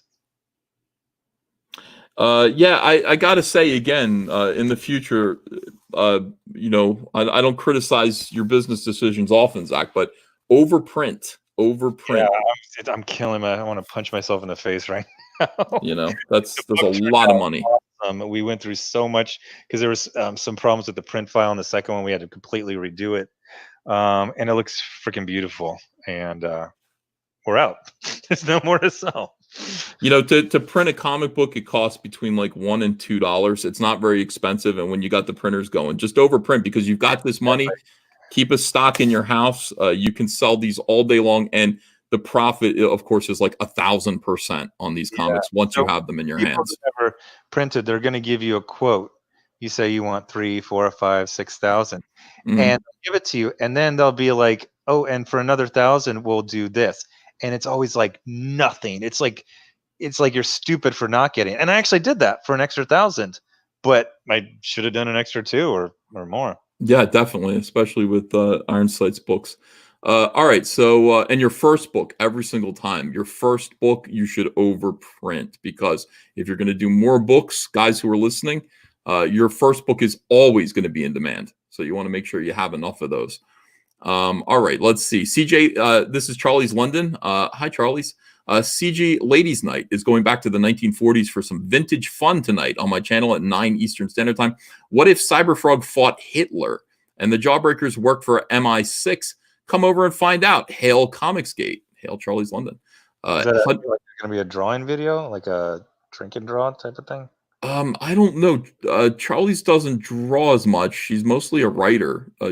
Charlie's London is great. She actually emphasis on that name. Is that how she says it? Yeah, because her name is Charlie's London, like Charlie Chaplin's London. That's her screen name. What do you say? Charlie's London. Yeah, like as in Charlie Chaplin's version of London, his time in London. Charlie's and then Charlie's, like 2 different sounds. Well, I think that first of all, she's a girl, and Charlie refers to Charlie Chaplin, and her name is Charlie's London. So when I refer to her, because I don't even think I know her real name, she's got a code name like most people. I call her Charlie's because it's kind of like Charlie's Theron. It's feminine, you know. So I just go, "Hey, Charlie's." Charlie's Theron is COMICSGATE. That'd be nice. Hunter Grendel says, Zach and Uncle Ethan, do everyone a favor and hire Darrell Banks. Do it. Bacardi and Coke. I would love to. I have not had very good luck. I've had some people come to me. I've gone to some people, and they all want to do a cover. Mm-hmm. But none of them want to do a 50-page graphic novel. Yeah. Darrell, I mean, I could talk to Darrell and see if he wanted to do it. I don't know. See, the problem is I don't really like any of these people's work so much that I would hire them to do a Cyberfrog thing. I don't. I mean, EJ Morges is the best Cyberfrog artist I think that's possible to get. He's so good. If I have to do Cyberfrog stuff that I'm not going to draw, I'll just hire him. I think it's. I don't need to hire Darrell Banks and then say, no, keep it on model, make it look like my stuff. It's pointless. A great loner says, here's some money for your recent streams. Thank you. An inexorable word nerd says, the inexorable word nerd on YouTube, all things indie entertainment, pro creator interviews, COMICSGATE media, and a new COMICSGATE channel soon. Hail. D-Drum and a little bit of the old Ultraviolence says, timed your Salamandroid sketch, done in 8 minutes. Oh, so they take 8 minutes to draw. That's good to know. Thank you for doing that. And Kara says, EVS Wreck Planet is at 1.1 million Aussie pool logs. Ew. Killboy Games says, just back Grand Bazaar. Keep up the good work, fellas. Hail. Jim Cox says, how about a reprint of Lost Souls with a dumbed down cover or marked reprint to maintain some collector value for the originals? What is a dumbed down cover? I don't know. Maybe just the colors are less bright. I know. You sell reader copies, right? Or is that someone else? I gave away some reader copies for Free Comic Day.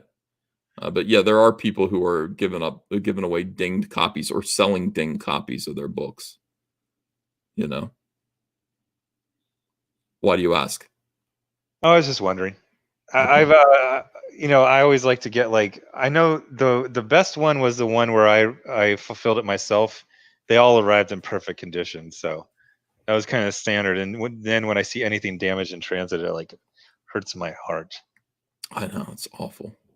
Let's see. Comic Books in Cahoots. Oh my gosh, this one guy showed it. That postman straight up folded the freaking Gemini mailer in half. Jesus Christ. Yeah. How do you do that? How do you fold a Gemini mailer in half? What an a-hole. It looks like you would have to put your knee into the middle. This won't fit in the mailbox. I'll make it fit. Seriously. Yeah. Let's see. We played Bloody Mary different. The lights went out. Lots of grunting. The light comes on, and the loser is lying face down with bare bloody butt cheeks. Says Comic Book and Cahoots. Jesus Christ.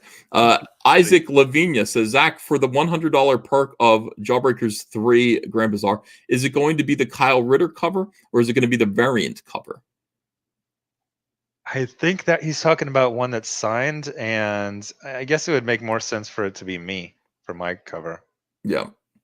Cecil says, is adults only content? Says, can we watch Zach's promo video, please? No. Gark777 says, ya boy, thanks for being awesome. Thanks for fixing your internet. Thanks for making EVS cooler than he is. And thank you for putting up both covers tier. Zugio1 says, stuff is not in my hands. Why back you again? Zugi, I don't know. I will refund you at this point. I don't know what is going on. I really have no idea. I feel like I've tried to get your stuff to you, and I don't know why it's not in your hands. DJ2K Comics says, Zach, are you still going to make the Regimen comic? Yeah, that's still on the list. It's pretty far down the list, but yeah, still gonna be made. Angry Trollbot says, thank you guys for grinding and fighting. Uncle Cucky says, Zach and EVS ought to be a weekly event. No, more frequently than that, I think. Just a Kid from Brooklyn says, just back to Grand Bazaar God King 2-pack. Here's why it's got to be more frequent than that. Because Zack's a rusty old lawnmower. And by the way, when he was working, he was cutting grass better than anyone. He was mowing them down. And then Zack has been in the garage for too long. He's got to get used to live streaming so that he'll do it on his own again. I do miss I miss that. That was such a great community thing when you were live streaming. Here's what I suggest. Diversity in Comics with your boy, Zack. Change the name. Take it back. Live stream again. Sell a ton of comics. Just a Kid from Brooklyn says, just back the Grand Bazaar God King 2-pack. Thor Odinson says, have you seen what Cummings JDA are doing to Samedi? Yes, I have seen it, and I don't understand it. I don't fucking understand what they're doing to that poor guy. JDA, and you're a sociopath, Cummings. You ought to know better. Why don't you knock it off? Apex Comics says, Zach, make Lost Souls available again. Wadsworth says, Zach, are you going to do a Jawbreakers collection?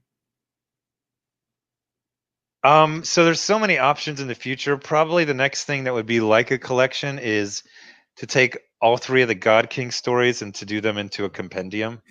And I'm thinking that's probably going to be next year. Okay, let's see. Chris Stanley, thanks for the sticker. It says wrecked with a hippo on a chair, and he's flattening out the chair. So Eric Weathers says, congrats on launching the new Jawbreakers, Zach. Check out Battlebrick Road on Indiegogo, closing in to unlock a new trading card for all backers. # pencils up. Literature Devil says, Mags is the worst writer I've ever read. Christopher Cox says, hey, Uncle E, I left a request for a bundle perk on your campaign. Hail Comicsgate, we will vanquish the evil. Critical Blast says, JDA and Cummings have harassed Peter Samedi into lockdown. Stand with Alterna. Yeah, Peter closed down his Twitter for a little while because Peter is talking to the cops about this. It's harassment. Literature Devil says, Dr. Alpha, hard back with Andrew Huerta variant now live. George Huerta. Huerta. Huerta. Huerta. Huerta. I can't do it, Zach. Huerta. Huerta. Huerta. That's American. It's Americanese. George Peter Gatsis says, check out George Peter Gatsis on Twitter. Vote who will win the Joe King versus War Campaign poll. Furry Blue Alien or Man Stash Row, a Comicsgate epic. Ronnie Schreiber says, what are typical page rates for art, color, and lettering? Oh, that's a good question. So wildly. Yeah, it really depends on what you think you're going to make. I think that sometimes in the indies, $50 a page for pencils and inks is not out of the question. I think people should be able to make a living wage. That's not even minimum wage for what it takes to make a page. So I recommend $200 a page is what I would like to see people getting paid for art. Color and lettering is kind of up to you. Lettering is usually about $20 a page. Color can be $80 to $100 a page. But for art, for the actual pencil and inking, if you want to produce a 20-page comic, I really think you need to save up $4,000 in cash to be able to, if you're a writer, save up $4,000 in cash to pay your artist. Studio 7.62 says, Hail Meep Squad. Cecil says, COVID somehow cured Zach's cough. Yeah, dude. What happened? There's no cough anymore. You're right. It's a cheese touch. I had to give it to the rest of the world. Now I'm free. Cecil says, check your DM for a pic of Donnie's stream tonight. Yeah, I just showed it. DJ2K Comics says, hey, I want to get the Heroes variant. Do we get the chicken box if we add the Salamandroid Death Sting comic and check out? Yes, that's the $50 tier. You will get the chicken box. Ryan Grassi says, chicken box comes with the 200 box or just the 50? Just the 50. 200 box comes in its own box. The chicken box is not big enough to hold the honeycomb box. So cheap whiskey. I know, right? I don't know how you keep all this stuff straight. I got it. Well, I'm it's been a couple months now, so I got it down. Cheap whiskey says, slaying Mantis, the murder hornet killer. Also play Kirby. Kirby is a pink boy with an insatiable appetite. Kirby is coming right back at you.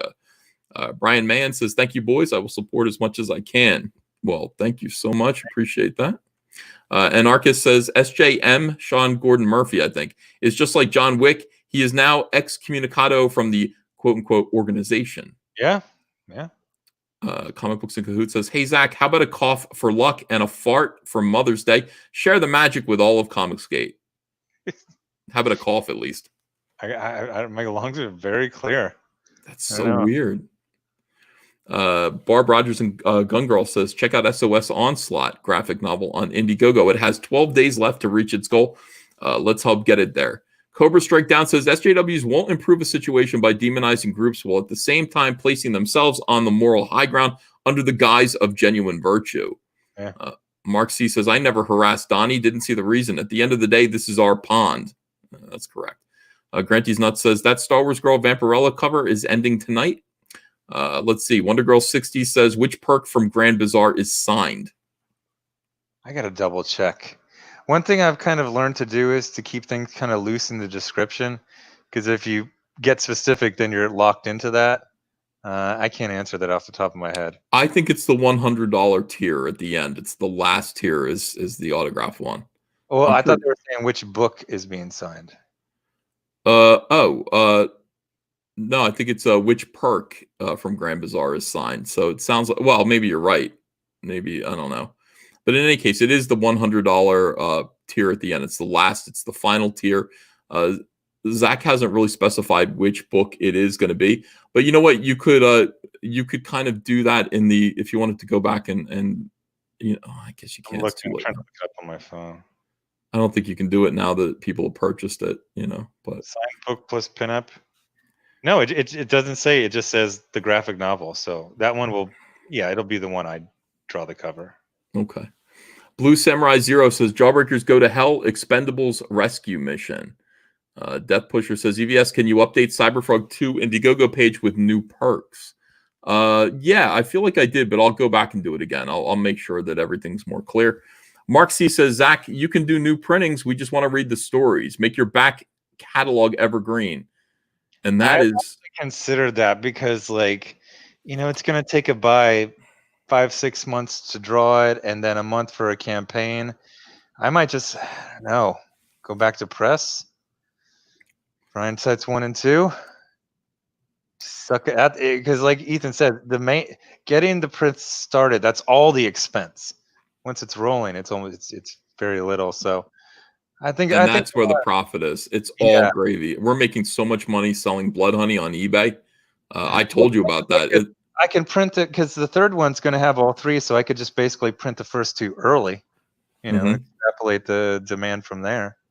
Yeah, I'd say like a month or so. Circle back on that. Cool. Nolan Nerd says Mags and Joe Glass need to fuck each other in the butt. Okay. I got paid $2 to say that, guys. So, Raging Golden Eagle says, I bought my mom some truck nuts for her SUV. Giga Death says, hold on a second. What is this? Giga Death says, get ready for Giga Death. Eagle, what is he at? Like 215,000? Yeah, he's close to that. Let's see. Blade Devils. Now, technically, my first Indiegogo was 400,000, but I had a bunch of Kickstarters that did like 3,000. Can you imagine your first? Well, you don't have to imagine it. For most people, it's pretty strange to 215,000 on your first one. It's all about the platform. Raging Golden Eagle has a huge platform. Years building his own platform. He knows his audience. He knows what they like. It's what he likes to, and he live streams every single day. So that's how you do that. No secret. Let's see. Is the honeycomb box going to be as big as a typical absolute hardcover book? Where's the honeycomb box? I had it around here somewhere. I've shown it before. It's about that size. It's pretty big. I'll show you again in another live stream. I'll make sure that I have it on my desk. Let's see. Giga Death says, get ready for Giga Death, the graphic novel drawn by the same artist that's doing Vestige 2. It will be one of the best books done in COMICSGATE. Zugi says Vestige 2 is Donal in the first one, right? Yeah, the second one, I believe. Oh shit, who's doing the second? I used to know. Is it Preston Acevedo who's drawn the second one? It is a really good artist. I just can't remember who it is. Let's see. Zugio one says, you can't refund me. I've canceled the cards. Okay. Ascension Cinema says, I've made a pro quality video trailer for this important close of the campaign. I tagged you on Twitter from Ascension Cinema. Eyes of the Hydra says, Zach, will you do a first 24-hour cover like EVS? That is something that's definitely a possibility. I'm still kind of like learning. Like, I'm going to definitely check into doing stuff like this, doing the mailing list, how do you work it? If you do the mailing list, you get a card. Yeah. For 24 hours, you get a this, you get a that. I'm going to be working into that on future ones. You could do a 24-hour cover for the second month of Jawbreakers 2 if you wanted to. And all it is it's just a cover that's available for the first 24 hours of the second month of the campaign. So it's just like a perk you put up for 24 hours and then you hide it? Yeah, that's all it is. You go, it's going to start at noon on this date, noon Eastern Standard Time, and it's going to end at 11:59 a.m. Eastern Standard Time on this date, on the next day. And that's it. And you let people know about it. You hype it up, and it does great. As long as you stick to it. It's like people are like, oh, is there any way you can make that? No, I can't. It's over. It's like, that's it. 24 hours. I sold 2,400 copies of that book, of the variant. So it was totally worth it. Let's see. Is Murder Hornets just your secret marketing trick, says Thunder Robots? Yes. Nolan Nerd says, I just backed Grand Bazaar, both copies. But if you're going to do a tier with all 3 books, should I refund and wait for that tier because I need Lost Souls? And this is why, Zach, I'm telling you, don't do it. You're going to have to explain to me how to do an add-on to something someone's already bought. You don't have to do that. You can just put Lost Souls up there, and that's it. And, it's a separate order because the reason why it's its own perk tier. Yeah, it's its own perk tier. You're going to be able to add another backer to your number of backers. That's the way it's got to be. Indy 500 fan, if you want to, what you can do is you can kind of make the shipping a little bit less expensive because you're going to be charging a premium for the book itself. So I would say like $5 shipping or something like that, because the book itself is going to be $50, which is what you should be charging for Lost Souls at this point when it's $100 on eBay or something like that. You could charge whatever you want. That's just arbitrary. But lessen the shipping and make it easier for people. Indy 500 fan says, when will we see Mosquito Men? Mosquito Men are in Amphibionics #2. You're going to be getting that for free if you back the Salamandroid Death Sting book. So that comes with Amphibionics too with the Mosquito Men. Thunder Robot says, at you on Twitter, Amazon driver caught pooping vid. Oh, okay. Thank you. I love to see people pooping. Metal Movies and Brewskis. Sign up for Butch Cleaver on Indiegogo. Taryn Childress says, unlikely you do it even if offered, since you're making more money on your own. But which Marvel or DC book would the two of you want to do together? Was Zack writing and me drawing? Zack, what do you think? Night Thrasher. Okay, and I would say no to that. No thanks. Let's see. A Marvel book with Zack. I would say my dream is to do Ghost Rider, but Zack isn't good. Zack wouldn't do a supernatural thing like that, I don't think. I would say the Hulk, probably. Me and Zack could probably get together on the Hulk. So, all right. Cot K05 says, who wins in a fight for Mag's booty? Kwanzaa versus Wade. Oh boy, gross. Brian Mahan says, Zack box set, include the back set of Jawbreakers. Yeah. I mean, if he does a box set, I would assume so, right? I mean, he should do that. Yeah, I've never done the boxes, but I mean, yeah, since there's so few. Yeah. Really pump it up and make it a what is it? Chicken box, executive box? I don't know. What is it called? Executive? Because it's a cool word, and it's basically like, this is the ultimate way. This is the executive limousine, the executive lounge. This is the classiest way to enjoy Cyberfrog 2 Wrecked Planet. It's a great word.